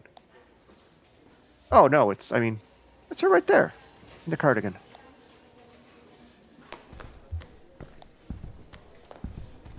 Thank you, Shannon. I appreciate that very much so.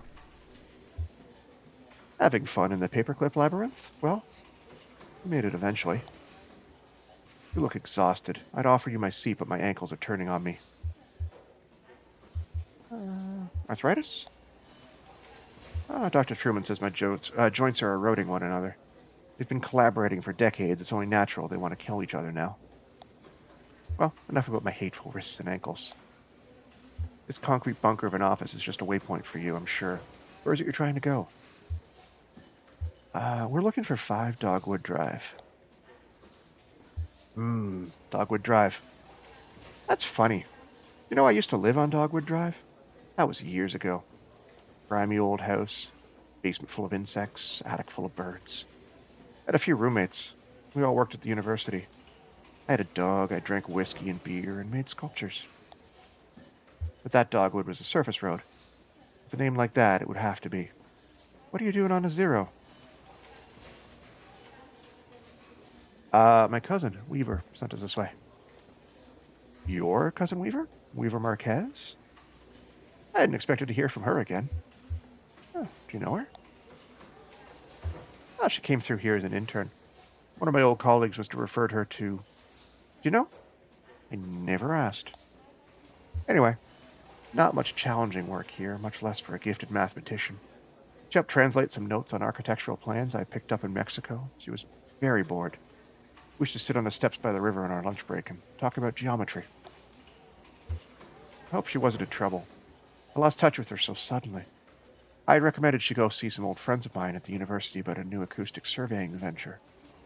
Often worried she became wrapped up in some tenured professor's chaotic research project. You know the type.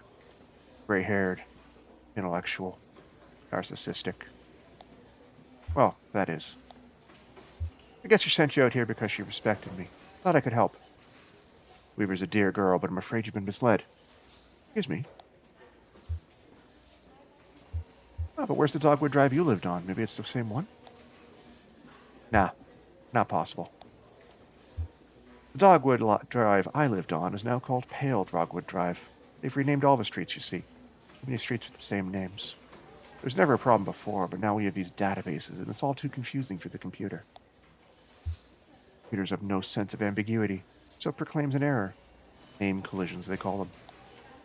So my Dogwood Drive is Pale Dogwood Drive, and another might be Large-leafed Dogwood Drive, or Himalayan Flowering Dogwood Drive, and so on. But one of them is still just Dogwood Drive, or so we might hope. It's really a matter of consulting records, of which we have an abundance here. Record of those streets? I expect we must. They'll be up in archives and records. 4th floor. It'll be filed under O for odonyms, probably, or G for generic, or maybe S for specific, depending on which part of the street name was changed. Okay.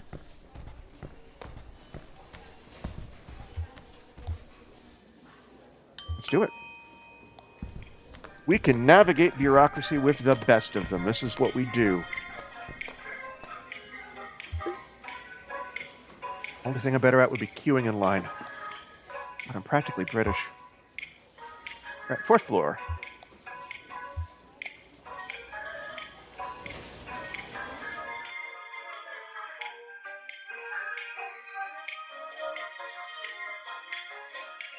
If the Bears have the record in the end, I am going to laugh my ass off. All right. Documents. Damn, this place is a mess. Okay. Take a look through that logbook, I guess. Maybe there's some kind of system to all these boxes. I'll just start digging. All logbook has a smart leather cover. A few notes are scribbled on the inside covers. Those pages are just lists of titles, names, and dates. Inside front cover. Document staff, please do not transfer any more records from the storage unit until we get the new file cabinets in. We're up to F, and that will have to do for now.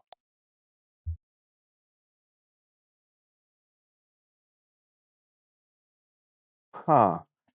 Instruct clerks to focus on activities beginning with the letters A, B, C, D, E, or F, or activities most likely to involve research on subjects beginning with those letters.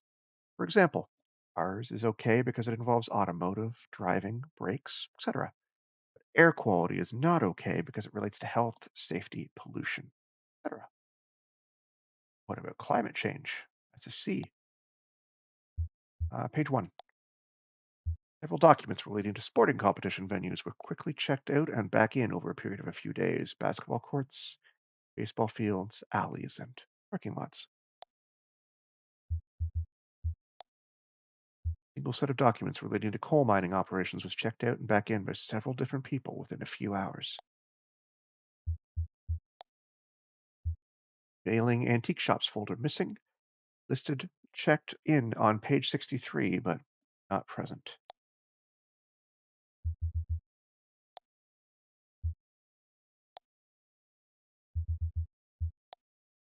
Nothing? Me neither. Half of these boxes aren't even labeled, and the rest are all from the first two letters of the alphabet. I couldn't find anything of an O or a G or an S. Maybe that clerk knows somewhere else we can look.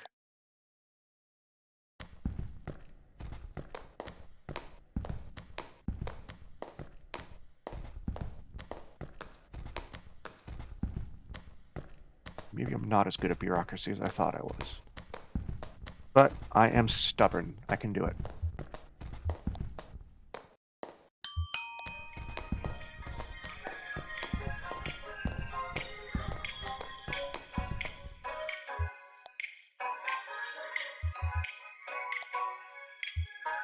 Back to the first floor.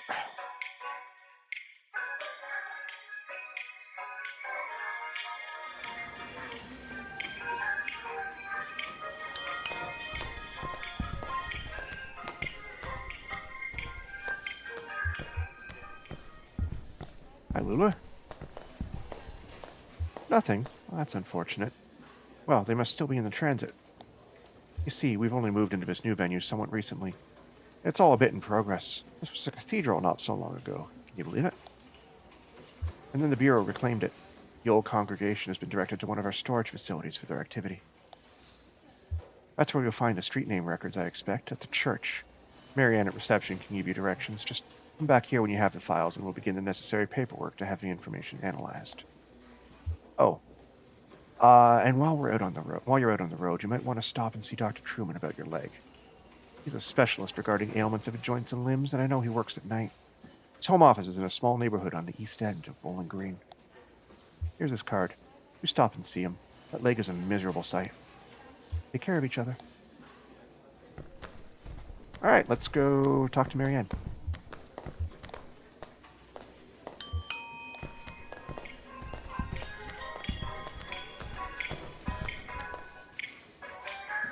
Yeah, let's go to the lobby.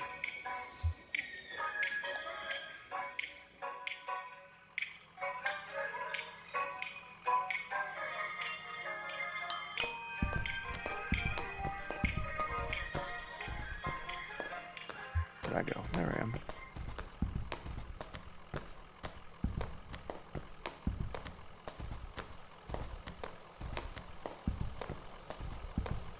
Yeah, you are in rough shape, buddy. Running water, that's new.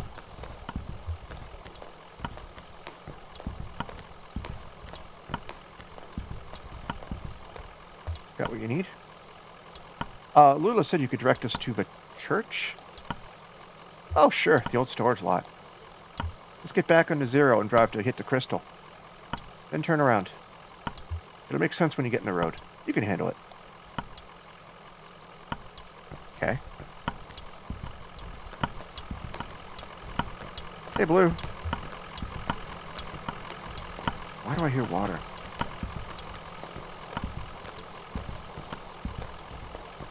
You're fishing here, too. What the hell? I wasn't here before. Okay.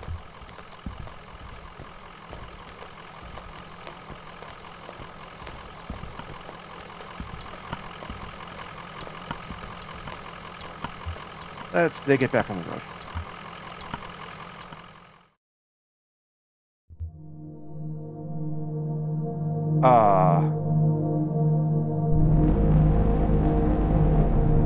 Okay. Bureau of Secret Tourism. Esoteric excursions for the intrepid and curious. All directions start from the Bureau of Reclaimed Spaces.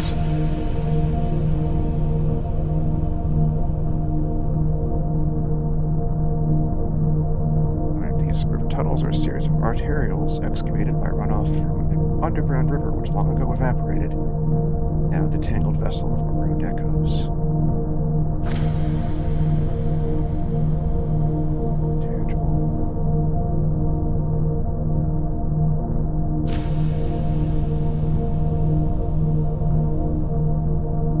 Okay.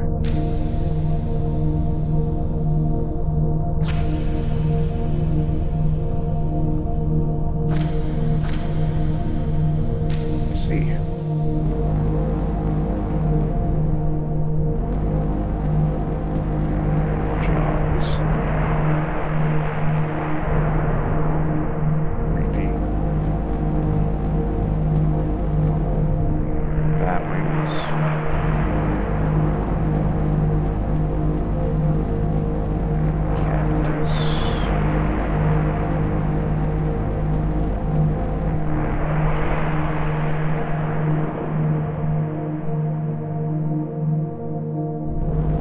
I feel like I'm going around in circles, but I'm not.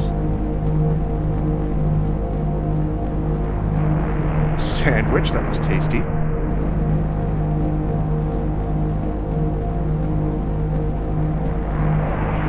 Hexahedron.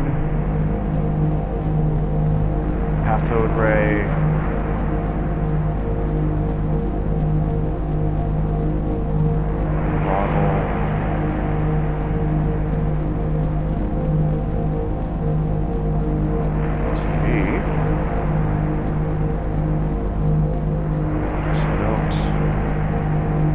Is this a circle? Pipe organ. Crystal. Alright, so she told me to...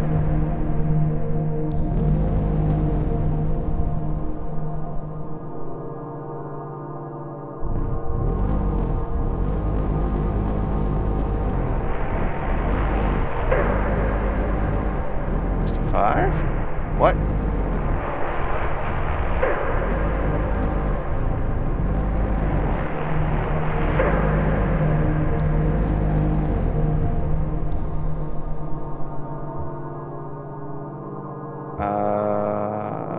I'm fine.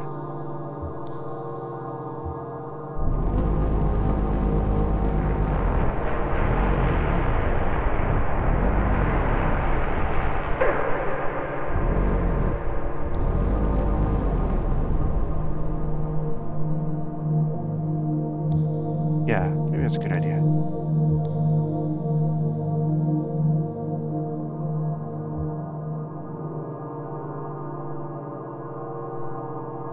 How did you do that? Oh, I'm so confused. Act 2, Scene 2. Okay. St. Thomas Church.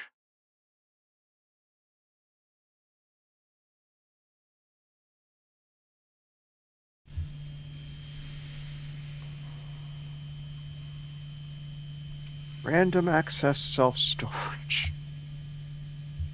Is that it? Over there? See any congregation?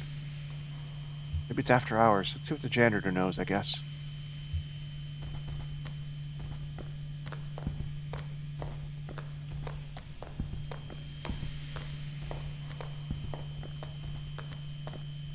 Oh, here for the night mass? What kind of mass is it? Tonight it's a homily on work and need. Huh, I haven't heard this one before. Where's the congregation? I guess this must look pretty strange, a church without a congregation. When they first moved in here, man, this place was packed. Had a mass every night, 2 on Sunday. But it kind of got a bit awkward to fit everyone in, and the numbers quickly dwindled. Once folks started to see it as a thing that was falling apart, they lost their center of gravity and just started wobbling. And the preacher stopped coming too, but he left his old tapes. Same with the organist. I found some old acetates in the bureau archives, photos of people in churches. So I keep it running.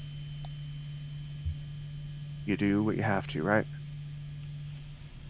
Right now, we have to find some bureau documents. Oh, you're from the bureau. I moved all those documents to Unit C315 to make room for the mass. Down at the other end of the building. Same floor. I need to get the night mass started, but you can borrow my keys. I'll go. You wait here. Rest your leg. You're looking kind of pale. Nice lady. Well, I better get this running.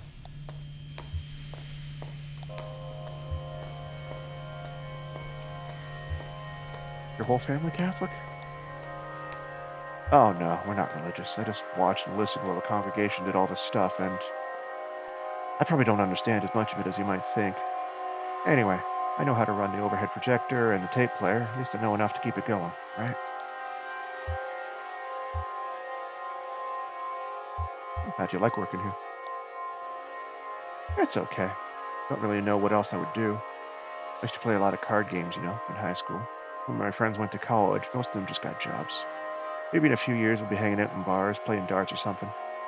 Not allowed to play cards in a bar because it looks like gambling. My leg is killing me. I bet everyone's telling you to go see a doctor. Hey, I get it. Too expensive.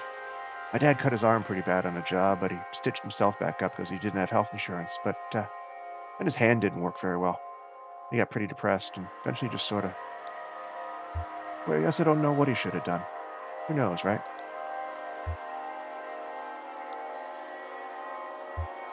So, just as there is no dignity without sacrifice, there is no vocation without a vocation. Just as the left eye perceives that which is up to the left, and the right eye perceives that which is to the right, and these images are summed, differentiated, and incorporated. We find in our mind's eye an after-image of divine light, only where love and need are one, and the work is play for mortal stakes, the deed ever really done for heaven and the future sakes. All right, that's it. Next, there are some rituals that you and I aren't allowed to participate in, I don't think. I don't remember them anyway. Hi, got it.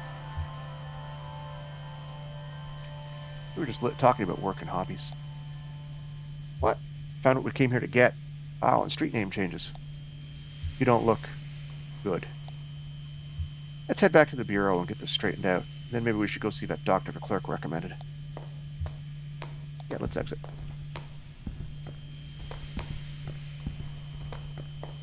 Yeah, you are in rough shape, Conway. What the shit?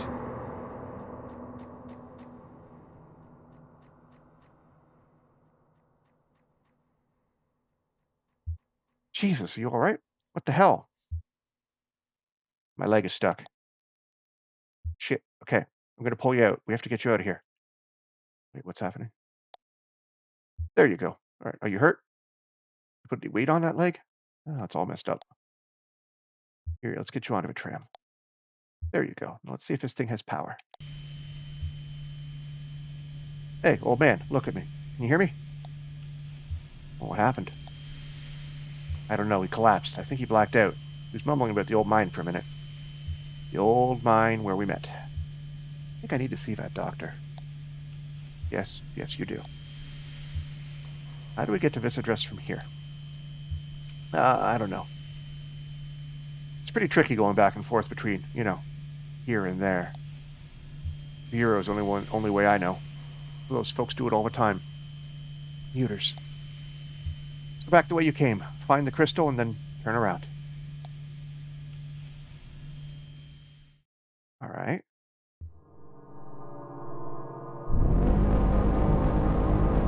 So I didn't find the crystal.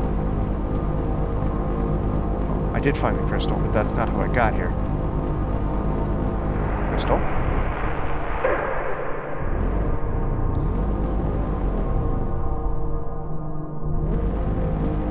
Is this going to take me straight to the bureau? Oh, okay.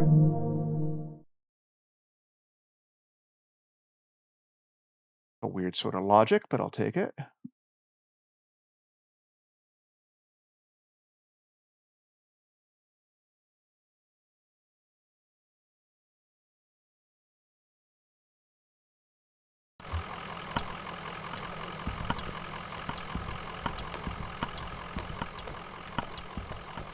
Oh, kitty.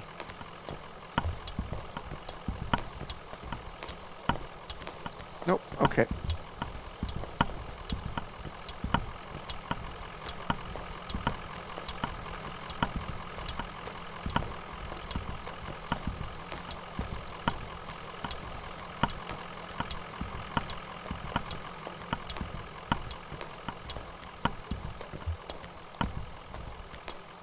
Back so soon. Can we talk to Clerk Lula Chamberlain again? I'm afraid she left. In a big hurry, actually. Something happened with your meeting? She seemed pretty interested in my cousin, Weaver. I don't know who that is, but she did seem distressed. Oh, heading back to the interstate? I can process you whenever you're ready to go back. Just let me know.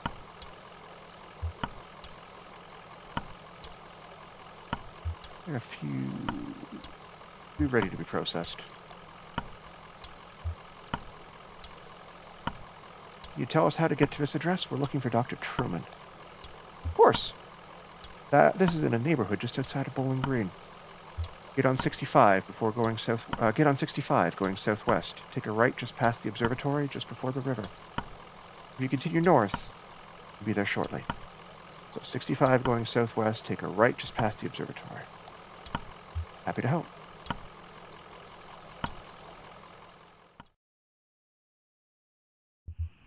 And I'm off to 0. But the Marquez.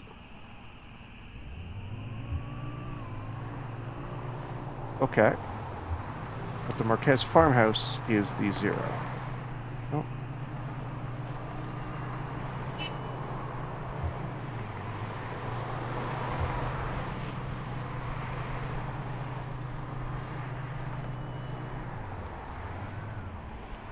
This is the observatory. So we take a right and head north. Dr. Truman's house. The neighborhood at the address on Lula's card has been demolished. In its place is a large museum still partially under construction. All right, let's go in.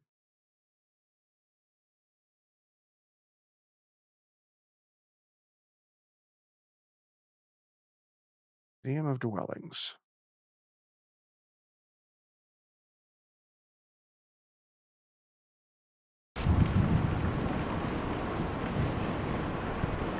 Okay.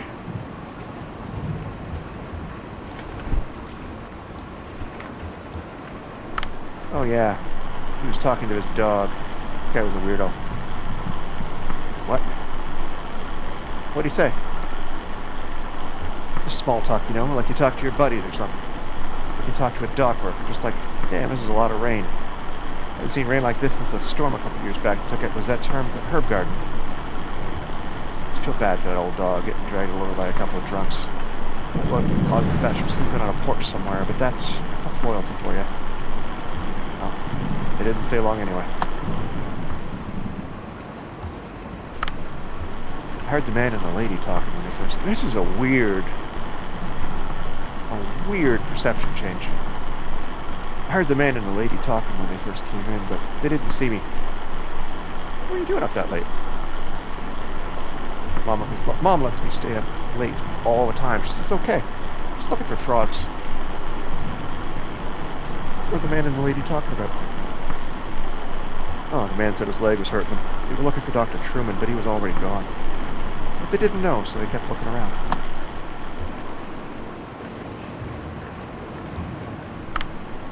I just assumed they were from the power company. You know how they're always coming by unannounced and messing with this or that. I just shut myself up in my room and waited out. No sense getting involved. They get in. Oh, must have been one of the kids. Left the front door unlocked. Something's got to be done. They run around like animals. You know that floor left a can of soda on top of my shelter door, and I almost killed myself sleeping on that sticky mess the next morning? It's got to be done.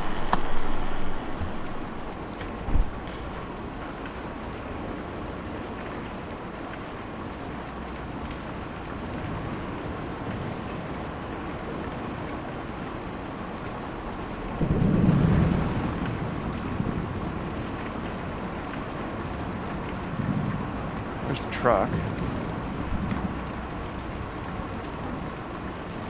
So Dr. Truman's not here, right? Oh, perspective change.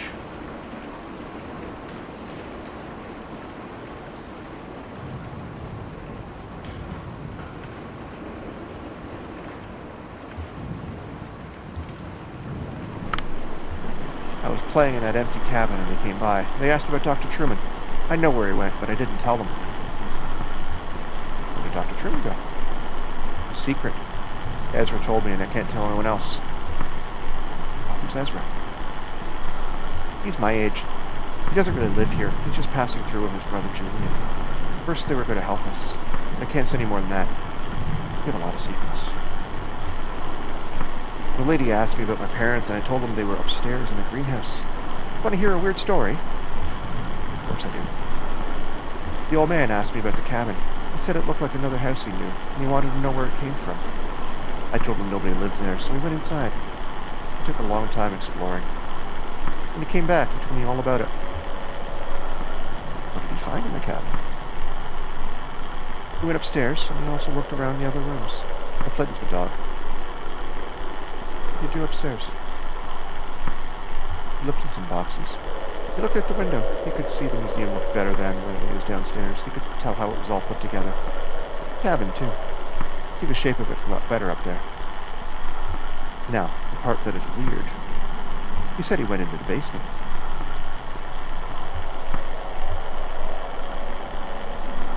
That cabinet doesn't have a basement. Well, he said he found a staircase in a closet. He found a rope leading down a long pit, and he climbed down.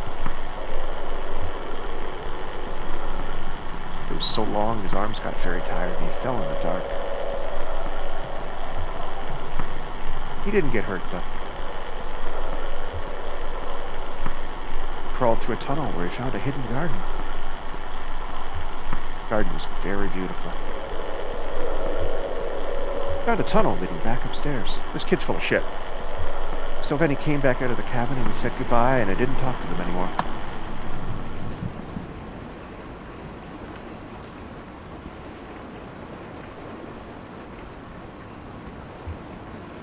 Okay. Can I go in the cabin and see? Nope. Alright.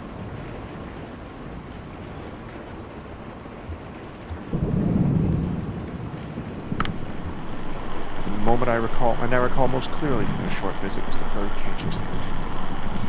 The old man stopped to rest, or maybe to think. The young woman had been anxious up to that point, but she stopped as well and examined the bird cage more closely. It seemed to elicit a tenderness from her. She ran one fingernail across the bars of the wire cage, marking a tuneless scale like a child's xylophone. Then they moved on.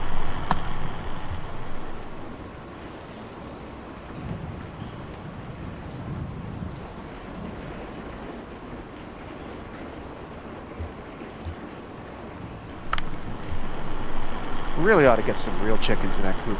For some homesteading. None of these folks know how to live off the land, you know what I mean? Just another display, another kind of dwelling. Yeah, no offense against you guys. I mean, I appreciate all what you've done to us.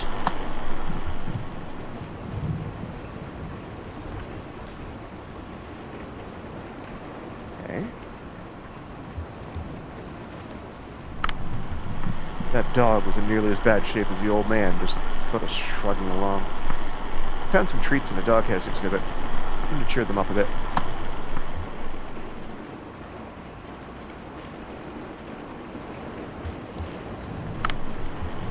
I think you need to get real horses in the stable. The strangers go in the stable. Nah, they just poked around a bit. Talked about barns. They were pretty boring. Okay.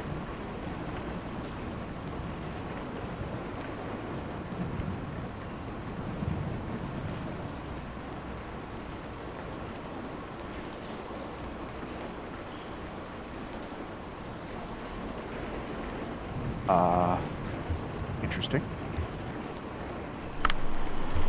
Sure, I talked to him for a bit. Actually, we talked for quite a while. I wasn't busy. What's happened to the company? I'd sleep in a storm like that. I never could. Oh, what did you talk about? Had a bottle in my coat. I could see the old guy looking at it. His leg was hurting pretty bad, so I offered him some. Got real awkward about it. Bet he's in a program. Anyway, they were asking about Dr. Truman. I remember him. He was here for a bit. Then he left. That's what I told him.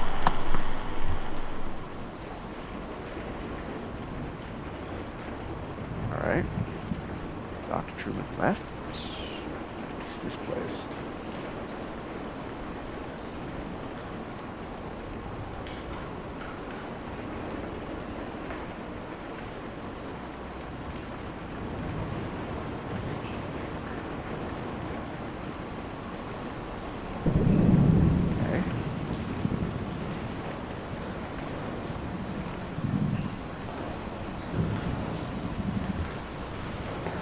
Sure, let's go.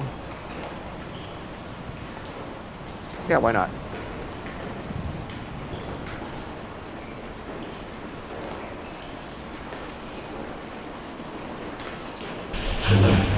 Good girl, Blue.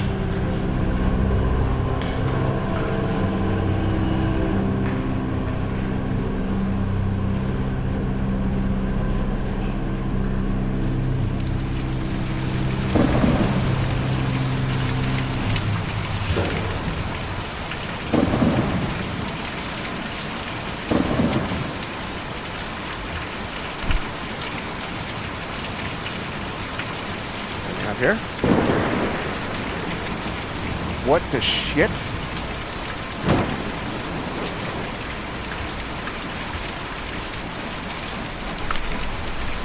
We were working in the greenhouse. I saw them from the elevator. They were lost, obviously. It was obvious.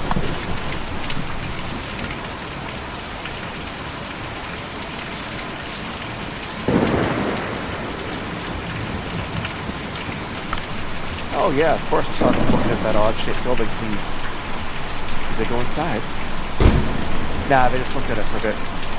I don't know that I'd feel safe sitting there personally. It always looked like it's about to take off. Actually, I guess it's sort of romantic. Anyway, they seemed interested in it. Tired, huddling under their umbrellas.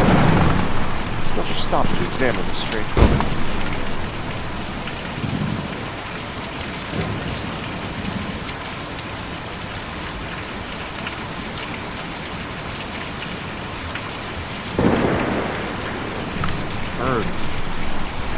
Difficult to see or even hear a storm like that, but I was awake and alert studying the week's forecast. Should even out shortly, I'd say. Talk to them? Yeah, we had a short conversation. The young woman heard my radio crackling from the cabin and asked about it. Old man was a bit disoriented. What did she want to know about your radio? She thought she recognized the model just from the noise it was making. Didn't even know the model myself. Many old radios in that period of badly designed tuning circuits that cause the kind of resonant feedback in certain spots on a dial. Easy to pick out if you have the ear for it. Smart young woman. Always loved to chat with an out of them. Well, then they had to leave, looking for a doctor, I think. Old man was having a bad time. Short conversation.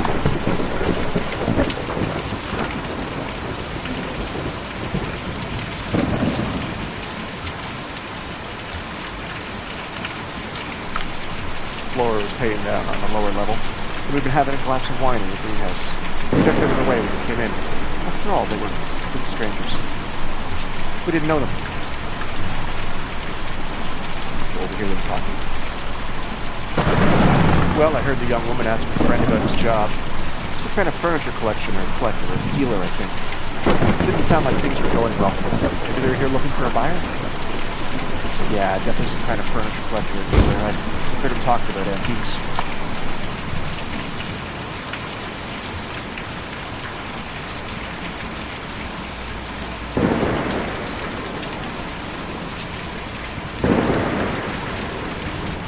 Stuck. No, I'm not. Alright.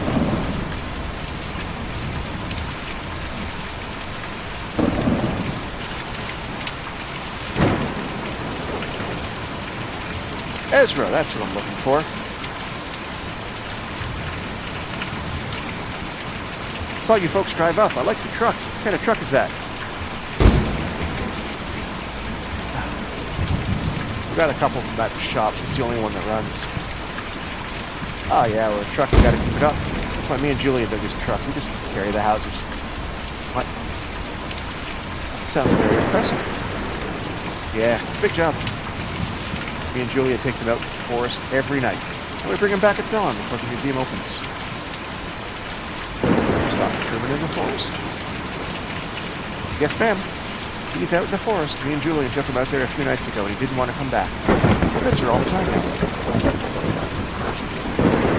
This museum is an old place. It's a place to live in the daytime, but it's no good at night. Folks just can't sleep in a place like this. Or when they do, it gives them nightmares. So we take them out to the forest to sleep and bring them back in the morning. Your family out in the forest? Oh, no, they're... I don't know where they are. Me and Julie have been looking for them for a while, but...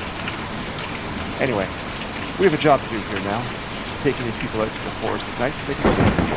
Maybe the rest of the people who might Dr. Truman want to stay okay, we'll get back to looking. Can you tell us how to get to the forest? You have to follow the Green River way out east and then hop over Lake Cumberland. The roads don't go there. Me and Julie can take you. We were just good to go anyway. I just got a call. Over. Yelling.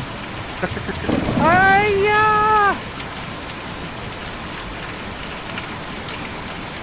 Oh, fuck. All right.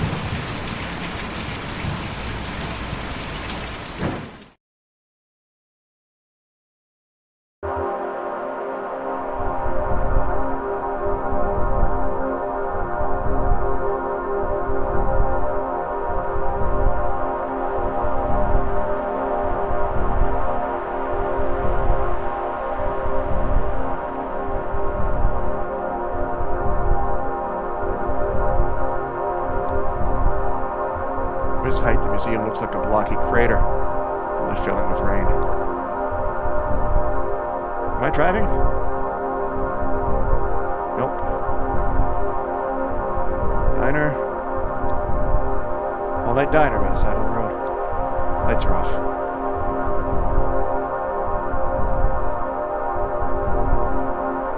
Alright, I'm gonna go east.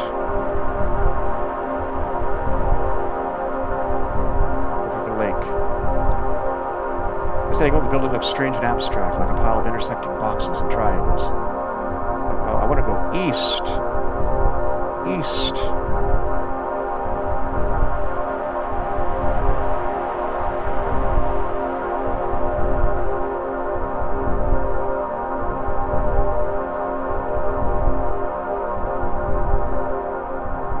There's nothing down here.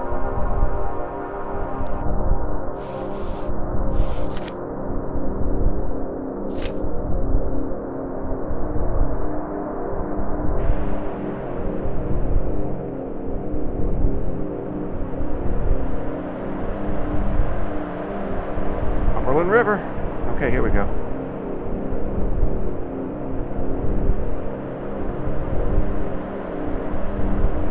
Oh, light.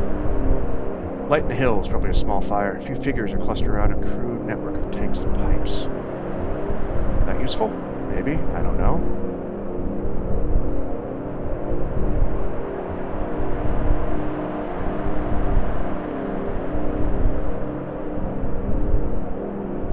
Further east, we cross the river. Maybe there's a lake over here somewhere.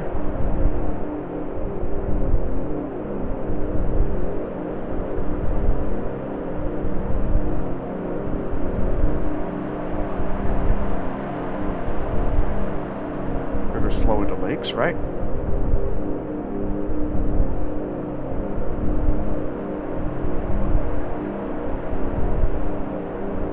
Lake Cumberland. All right, just across Lake Cumberland. It's around here somewhere. Where are we going?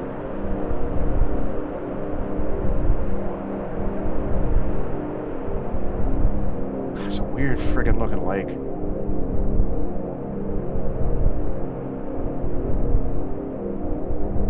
That looks like it could be a forest. Forest.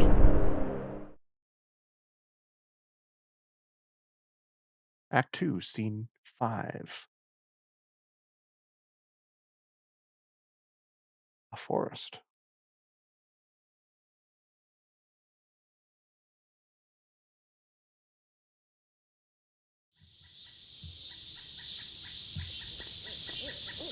Who am I trolling?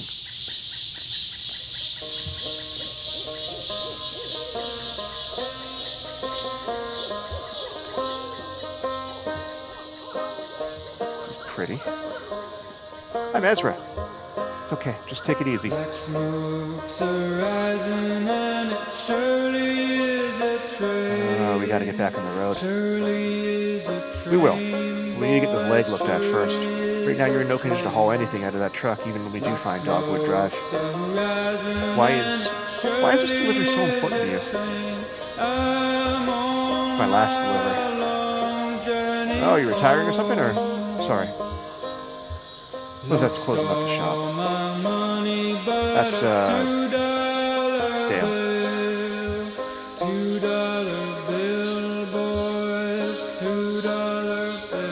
How'd you come to be with these people?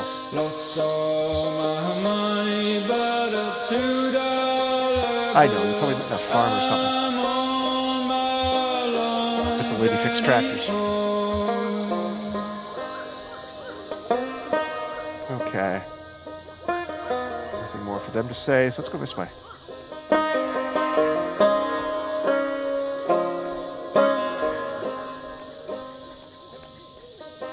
Whoa.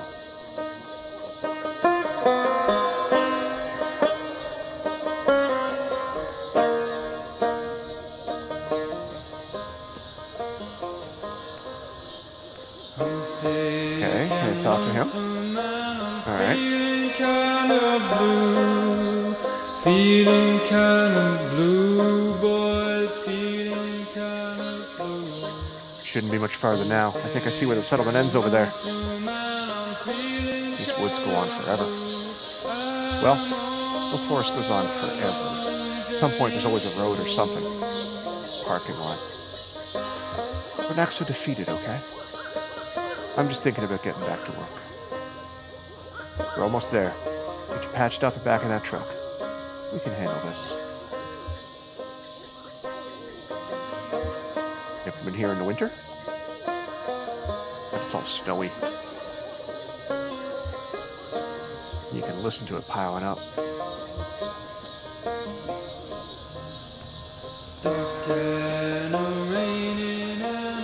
Time is fucked up here. Got to go home, boys, got to go home. It's dark and raining and I've got to go home.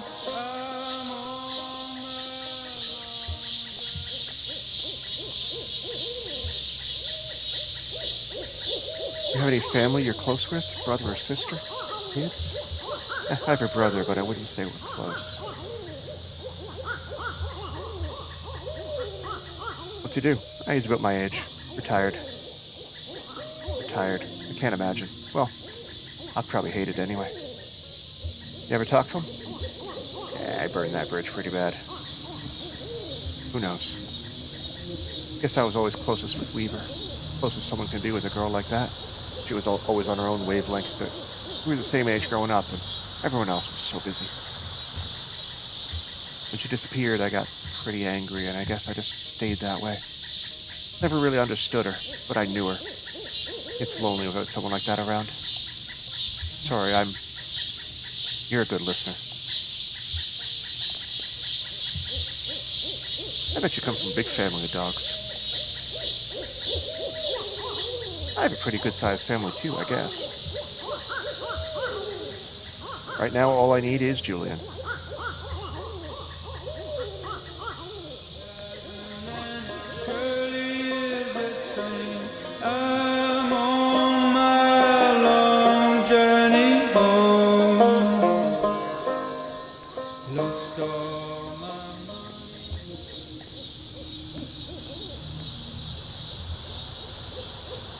He's inside with Dr. Truman. Are you coming in?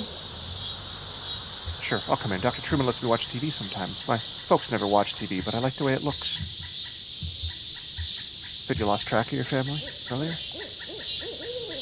Yeah, it's pretty easy to get lost, especially out in the woods like this. I never really get lost, though. I just look out for Julian. He's always around.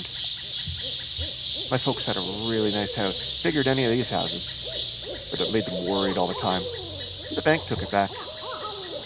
We had to sleep at the bus station, but I could never get to sleep. So I just went out to fly around every night with Julian. We flew really far and we never got lost, but we came back in the morning. They were all gone. Might have left you? I don't think so. All of our stuff was still there. Maybe they got lost somewhere. Let's go see what's on TV.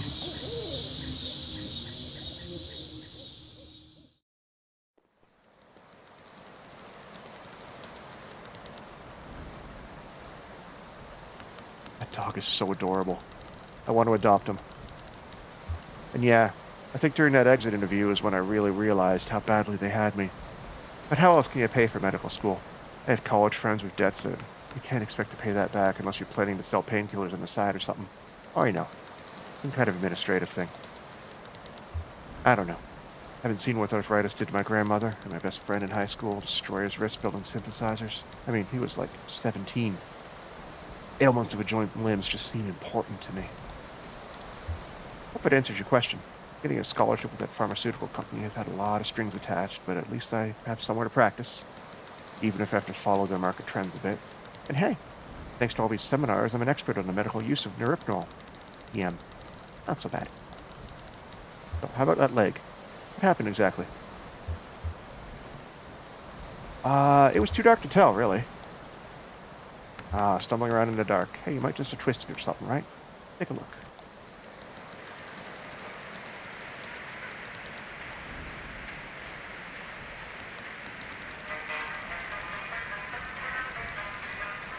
What am I singing about? I was thinking about going home.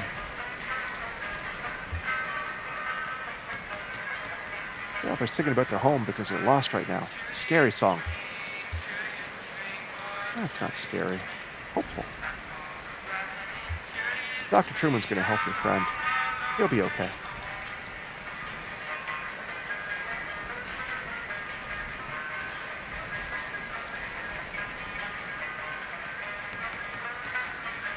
There's nothing we can't handle.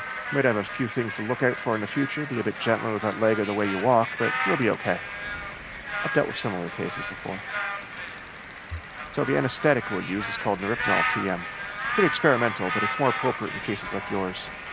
The way it works is, I'll count backwards from 5 to start the process, and then we'll just have a normal conversation as the Neuropnol takes effect. Then I'll get started. Here we go. 5, 4, 3, 2, 1.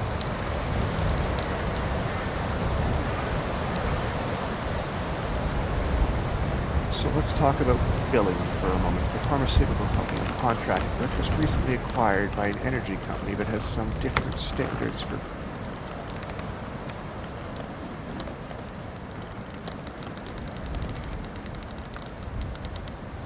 Okay. Good anesthetic. This is good stuff. Good anesthetic.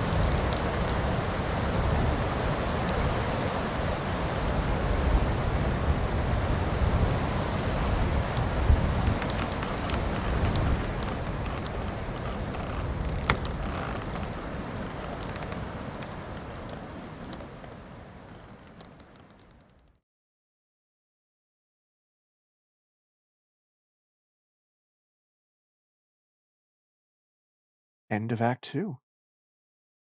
Okay.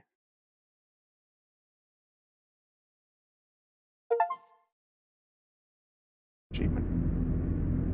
Okay. Let's do the whatever is between chapters, and then we'll call the stream there and do chapters 3 and 4, and maybe 5 tomorrow. Let's do the entertainment.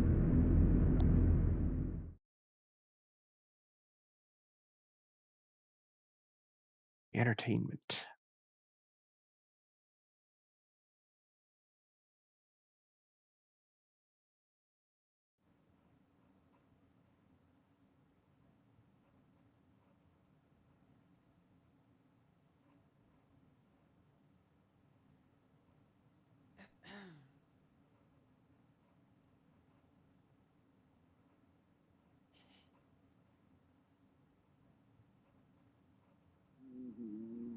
Too goddamn hot. Cool in here. Yep, it's Harry Dubois. Like Babylon outside. God damn, you're right. Oh, cool in here. Oasis. Wonder how Ted's holding up. AC. Down there, they all have it. Oh, sure, you're right. Never been to Texas. Oh, sure. They almost have AC. Too cold almost. In July, even. Never enough AC. He's got a hotel. Yeah, hotel life. That's living. Maybe too much. I mean, what's to stop him, really? Meet some tall thing at the hotel bar? Ah, Ted's a good man. Yeah, I know. He wouldn't run around. You're right. How about a beer? No beer today. Hard times whiskey. All you got? Oh, it's a good whiskey. Local. Yeah. You take deliveries from him? Sure. You ever see one of them? The boys from Hard Times? What? I've heard they're strange. Ah, they work hard. They make a good whiskey. Who are we to judge? Who are, who are we? No one of consequence. What's all this bread for? Sandwiches? Rain's Law. The old ones went bad while you were on vacation. You have a good time? Sandwiches rotted? Ah, you know me. Couldn't shut it off. 7 days on the beach, and all I could think about was work. You know, the new kitchen. You hire a hostess, you know. A hostess? At the lower depths? Crazy. Nah, not so crazy. I was in a bar down there in Orleans. And a hostess, some dive. She seats you and, I don't know, points out the specials. Could have specials every night in here. Drink specials. You make cocktails? Nah. Food specials. Monday night? Chicken. I don't know. Grilled chicken? Mmm. Caesar salad. Pass it up, you know? Bess would have liked it.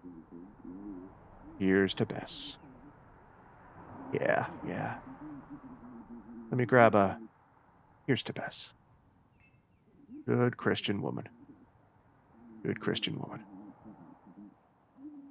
How about that sod in the corner? Not bothering nobody. Been here long? As soon as I opened. It started a bit earlier, I suspect. On a bender, huh? Sleeping in a ditch or something? You don't think maybe Ted? Ah, Ted's a good man, honest. Well liked. He's liked, but he's well liked. Sales is a good fit. Selling hammers? Can you believe it? Somebody has to. Hammers. They don't sell themselves. Here, here. Just hard, you know? Head on the road. Tough all over. What to do all day? Come here, I guess. Sure, that's what I do. Cheap drinks, conversation, and the entertainment. Sure. What's tonight? Oh, tonight it's oh, Junebug. I'll stay for that. I need some music. Get my mind off Ted. Something romantic, you know? A love song from when the world was young. Time. Around 8, maybe. Oh, set 'em up slow, or I'll sleep right through it.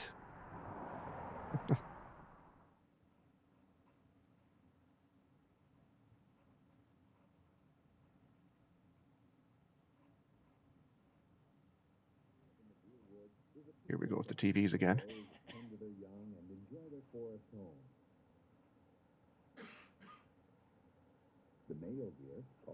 Put it back on that.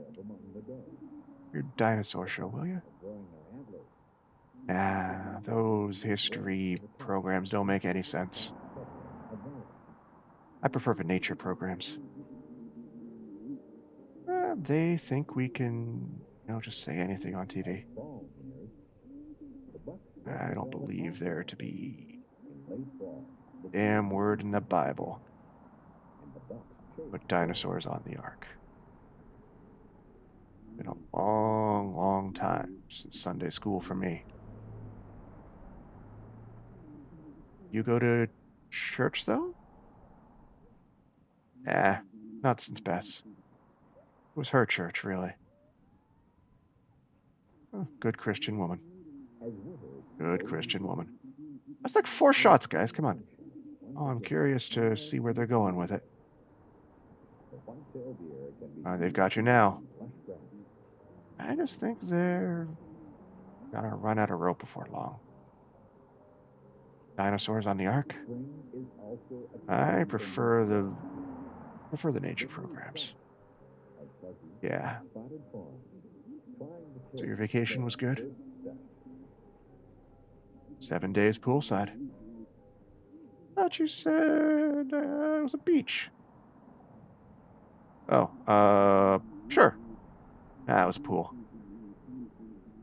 Was it a pool or a beach? Maybe I don't remember. Weird. What, you think I'm making this up? Yes, I do actually. Oh, no, Hi, Harry. The old folks here? Just me and Evelyn. All morning. Oh God, they're drinking in the morning too. Hi, Evelyn. And that's Sot over there in the corner. You're early, Pearl. Your parents usually don't roll in until, I don't know, evening, 5 or 6. Everything all right? Oh, sure. Thanks. We just have some stuff to talk about. Oh, post up here and let's watch this weird dinosaur show. I'll stand you a drink. All Harry's pouring is today's Hard Times whiskey. All you got? Oh, they make a good whiskey. Sure, but you know the rumors. Rumors are rumors. Eh, put it on my tab, Harry. You driving, Pearl? Oh, God, no. You know they want almost 40 cents a gallon? Not bad, actually. Oh, well, I can't whistle, so. I had the early shift, so I just walked over. In this heat? You still working over there at Ace Jewelry and Loan? Joe Harden, proudly trading shortcuts for dignity 6 days a week since 1962. At least they have piety to shut down on Sunday. With Joe, it's more, likely a hangover. Eh, can't they be both? Well, I know you see more trade than I do. Must be slow over at the hardware store. What wasn't the word? Now Ted is out, so chilling for quality hammers. Make up income. Walking. Have you ever considered quality hammers on your shelf? We made the switch recently, and business has tripled. Well, of course, I'd love to have, dinner with your lovely daughters. Evelyn? Hey, a man gets lonely out on the road. I know how it is. Nah. Harry, you've been traveling, right? Sure, yeah. Down in New Orleans, just taking a break. A vacation. Looking around for ideas. Tell her about the pool or the beach. Evelyn? Sounds nice. And the hostess. I may just cut you off.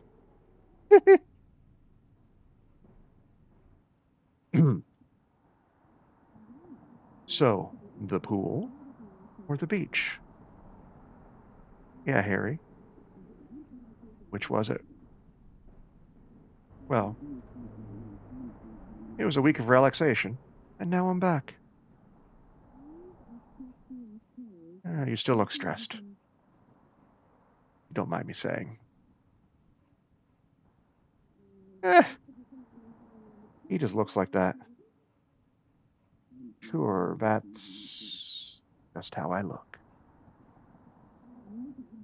Ah, I've never known you to leave town, Harry.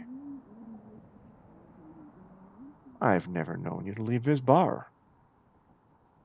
Oh, no, I get out. Still drive that old truck? I don't know. I think they towed it eventually. The hell you say? Oh, that must have been years ago, Harry. How'd you get around now? I I take the bus or I walk. You walk to New Orleans? Watch it, Evelyn. I didn't mean nothing by it, Harry. Harry, did you really go to New Orleans? Now, just where do you two get off? Sorry, forget it. Sure, she didn't mean nothing by it. We'll lay off you and get back to drinking. Gotta be ready for the entertainment. Oh, who's on tonight? Tonight it's Junebug. Works for me. Around 8, I think. I'll stick around. I could use some sad music. I came here to break some hearts. What's that? Dash dreams. What are you talking about? Gotta talk to my parents about their bar tab. I won't be paying for them anymore. Hang on now. No, it's time to cut the old folks loose and head west. They can't keep enabling them, you know? Debt's a debt now. Harry, I'm sorry. I know you've got a vested interest in, and I don't want to make a victim of you. They'll come up with it somehow. I'm sure. No, it's not that. Thing about debts is you never know when they'll be reckoned and hauled in. What does that mean? Not saying anything, but I know debt, Harry. I see it all day. It's all around me. A thick gray fog. In the air I breathe. Pawn shop. They have a new financial technology. I'm the ambassador. Did you know that? A new technology. A new kind of debt, Evelyn. And it's a mess. What do you mean, a new kind of debt? You know what we do. Pawn shop? Secured loans? We don't buy used goods. We take personal property. It's a collateral on a loan. If you don't pay your loan, we sell your stuff. Sure, I get that. It works for people, who couldn't get loans otherwise. I guess. Now Hardin has this new idea. He calls it a payday advance. Oh, Jesus. But it's just a short-term, unsecured loan with a wicked interest rate. No filtering. Most who borrow can't keep up. Then he has this big pile of debts, big returns on paper. And he can sell those debts to a bank. Huh? Who's borrowing like that? Who do you think? George put me in charge of it? Dark-skinned clerk in the whole shop? You think so? I know it. Don't you see? I look just like you. You can trust me. Oh, this is sad. Joe knows they won't pay on time. No money in lending, but there's usually money in usury. That's in the Bible. I won't be his shill. I just save a bit more and then I go to California. I'll be a real clerk. A credit union or something. Something ethical. I just have to get rid of these old parasites first. Neither a borrower nor a lender be. Well, my tab is in good shape, I think. You're behind too. Not as bad as the Slades, but well, Harry. The only thing I owe you is just a handshake and this whiskey you're about to pour me. Let's say this one's on me, Pearl. Nah, I'm good for it. For today, let's just say it's on me. You're awfully strict about cash for a guy who just got back from a vacation. Drink up, Evelyn.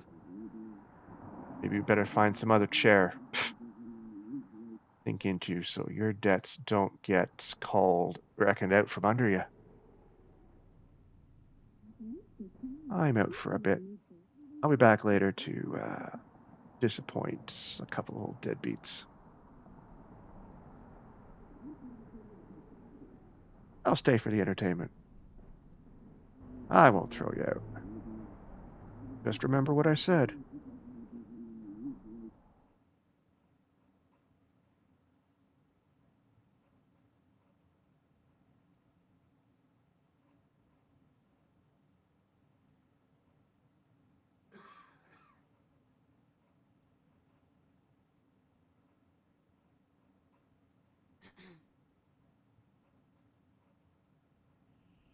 Management material.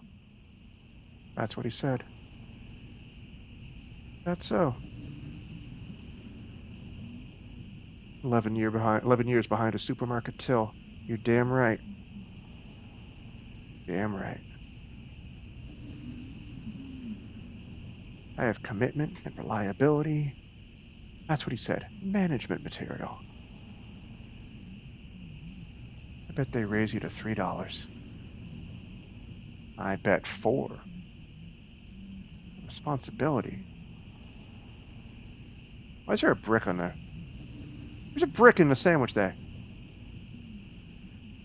Working all day, I think. Usually doesn't work mornings. Blade women are all getting promoted. I think they just put her on another shift. What's the morning shift like at a pawn shop?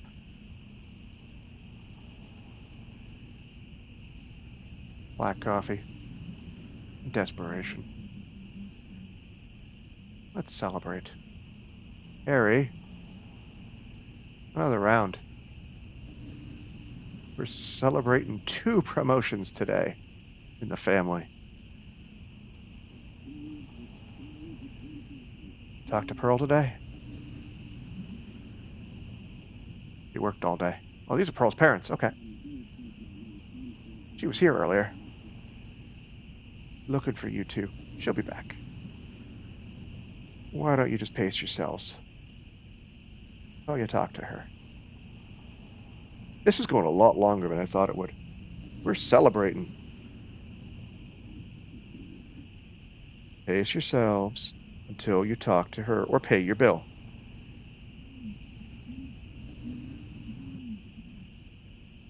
Why are you so stuck on a bill all of a sudden? Are you sunstruck?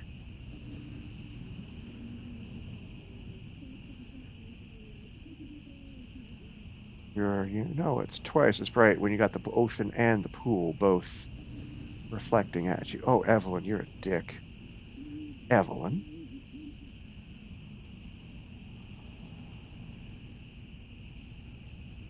Catch sight of any alligators? Sure. It was gators everywhere. A swamp. Big sandy swamp with a pool and a hostess. What's that? Set him up, Harry. Junebug will be here any minute. Want to be receptive. All right. I keep track. Be a reckoning. Folks hear that? About the reckoning?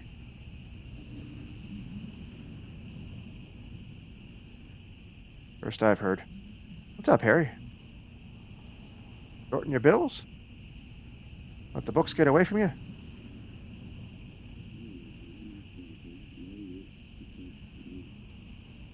That's an ignorant thing to say. Been doing my books for 10 years. Keeping this place alive all on my own. Ever since Bess, good Christian woman, I had to just let you run that tab up until you... What? Until what? Until you drink yourselves underground.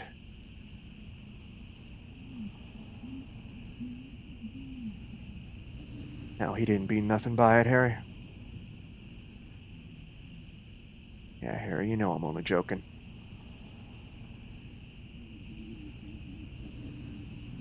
Sure, I know. I know you're joking. All right. Let's drink. That scene goes on forever. Oh, boy. I better slow down. Hard times whiskey comes on strong. I want to end up like that spoiled owl in the corner. Who the fuck is in the corner? I can't tell anymore. Oh, hey, Dr. Bizarre. How are you?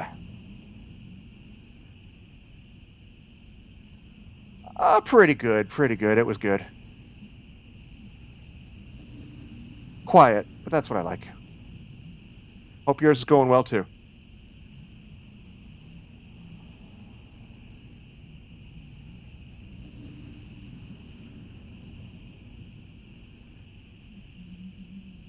Welcome to the never-ending cutscene. It's been going on for another 10 minutes.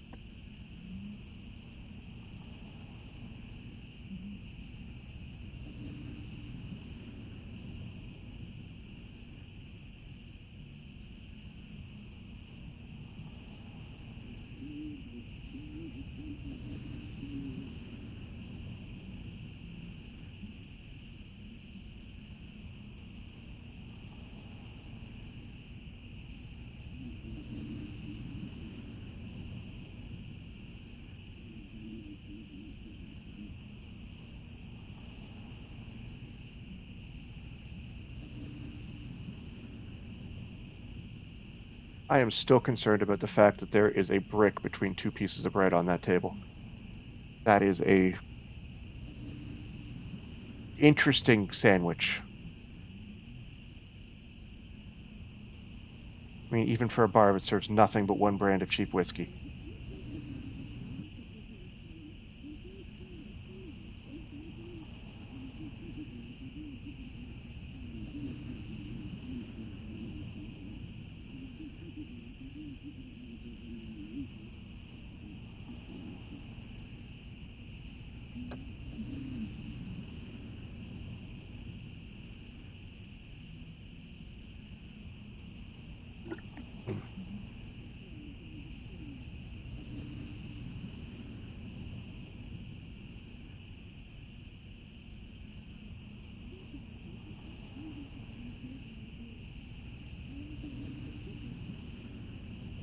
Evelyn, your husband is not cheating on you. Well, he doesn't exist because he's fictional, but he's not cheating on you in fictional Las Vegas. He's selling fictional hammers. And how long does a slice of life go?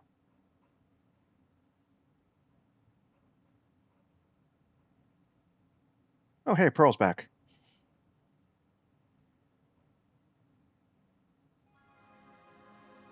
A love that is full of promises.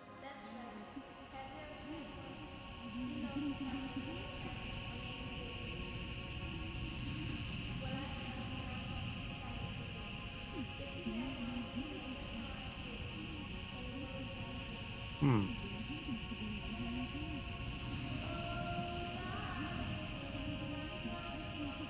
Harry, the bartender, is keeping an unfortunate amount of eye contact with Evelyn. It's getting creepy at this point.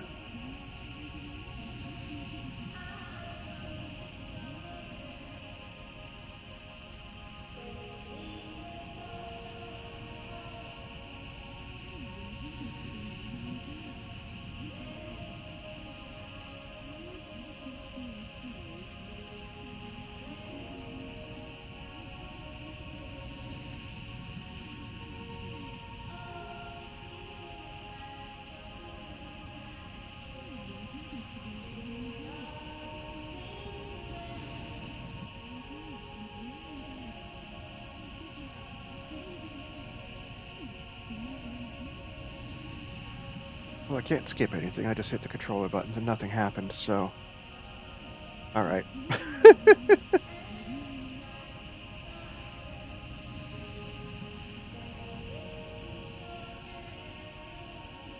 I planned to end the stream like 10 minutes ago, but this conversation just won't stop. The museum thing at between chapter 1 and 2 was really, really neat. This is never ending.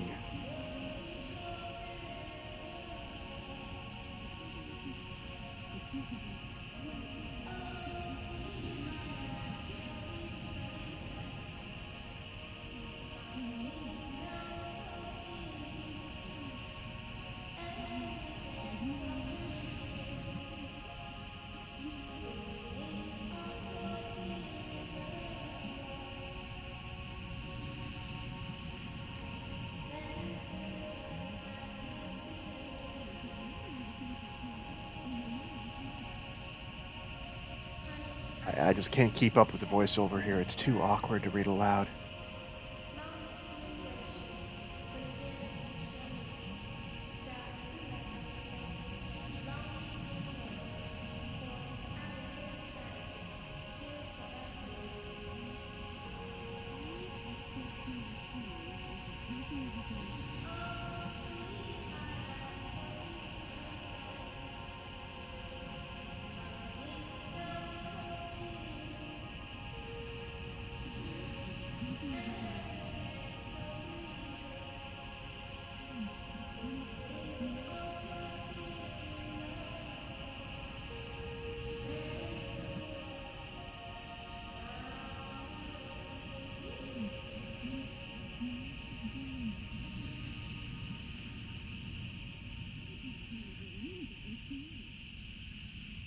Sweat and blood and beer. Wow.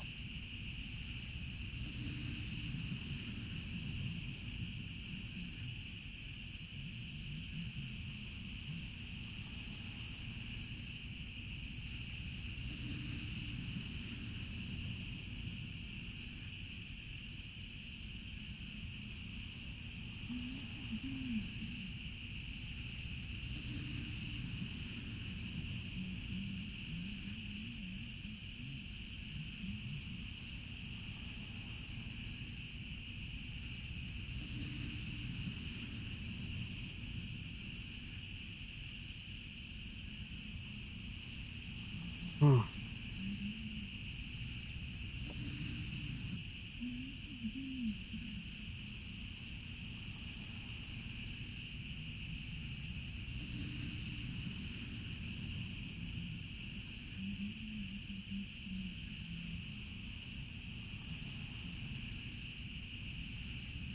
The writing up to this point was so good, but this is interminable.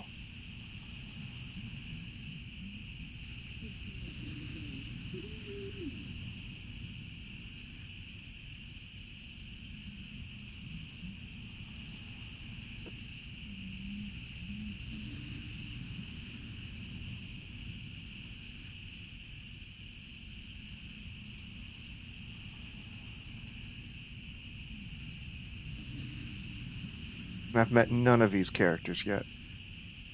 Not like Lulu Chamberlain, none of them mean anything.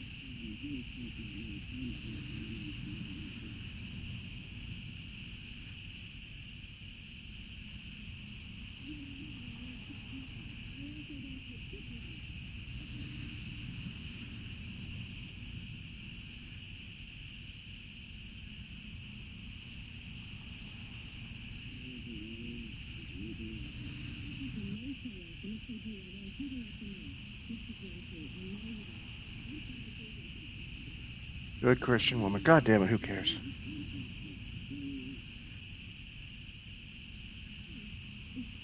Didn't mean anything by it. They keep repeating the same things over and over again.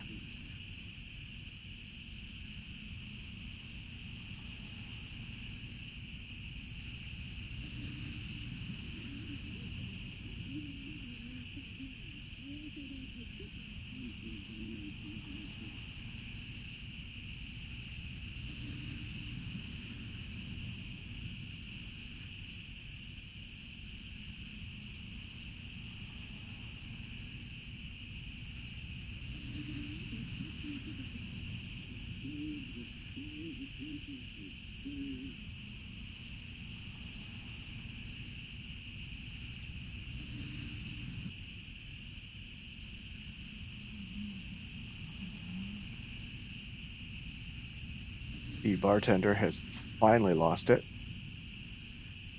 I get this bunch of drunks who don't seem to want to pay their bills.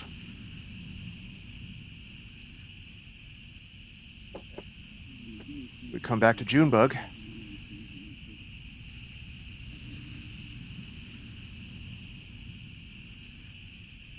Ah, there's the source of his stress. Finally, he's out of money. Okay. That's why he has no beer and he just has shit whiskey. It all comes clear.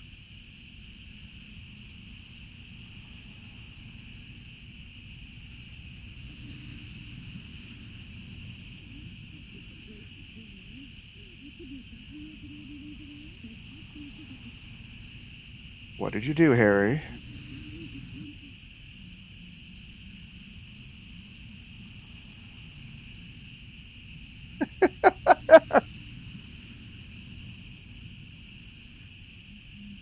Oh, Harry's gonna explode at these people. Just leave, Pearl. Just trust me.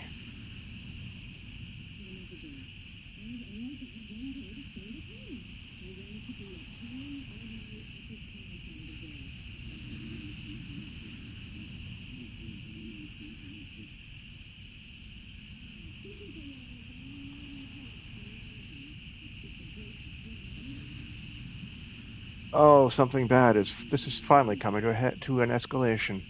Something bad is gonna happen here.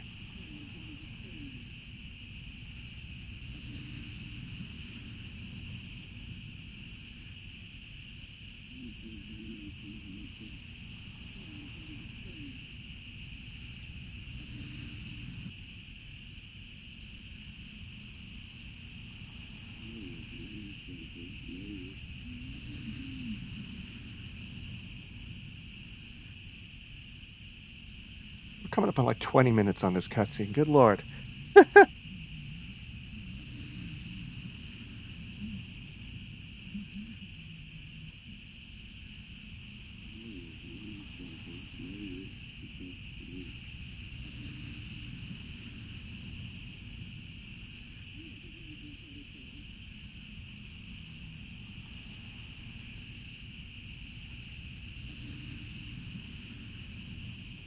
Junebug's not coming.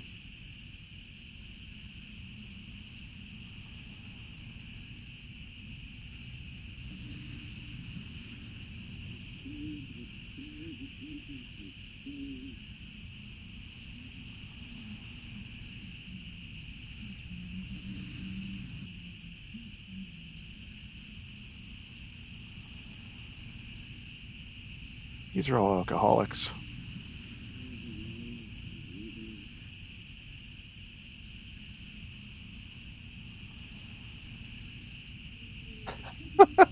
Evelyn's gonna get punched.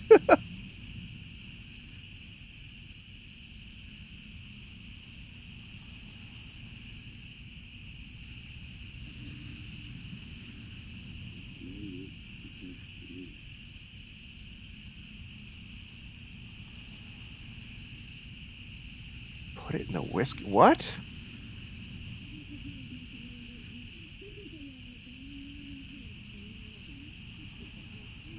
You'll be here soon. The boy from Hard Times. There'll be a reckoning.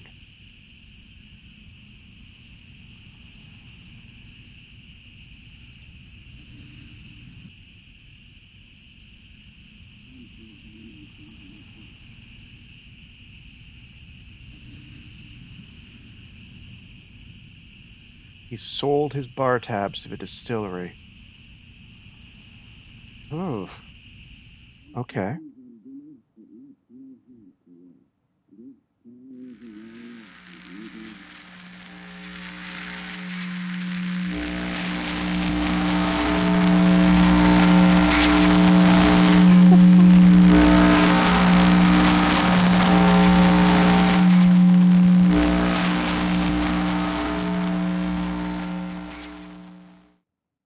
What the actual shit was that at the end there?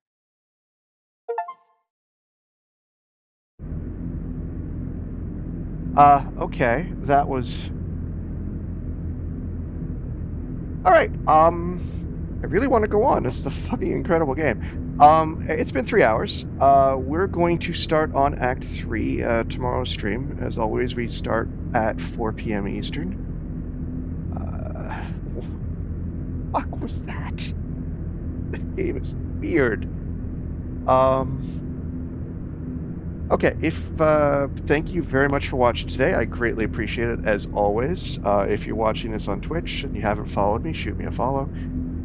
If you end up watching this in a VOD on YouTube, either like, comment, subscribe.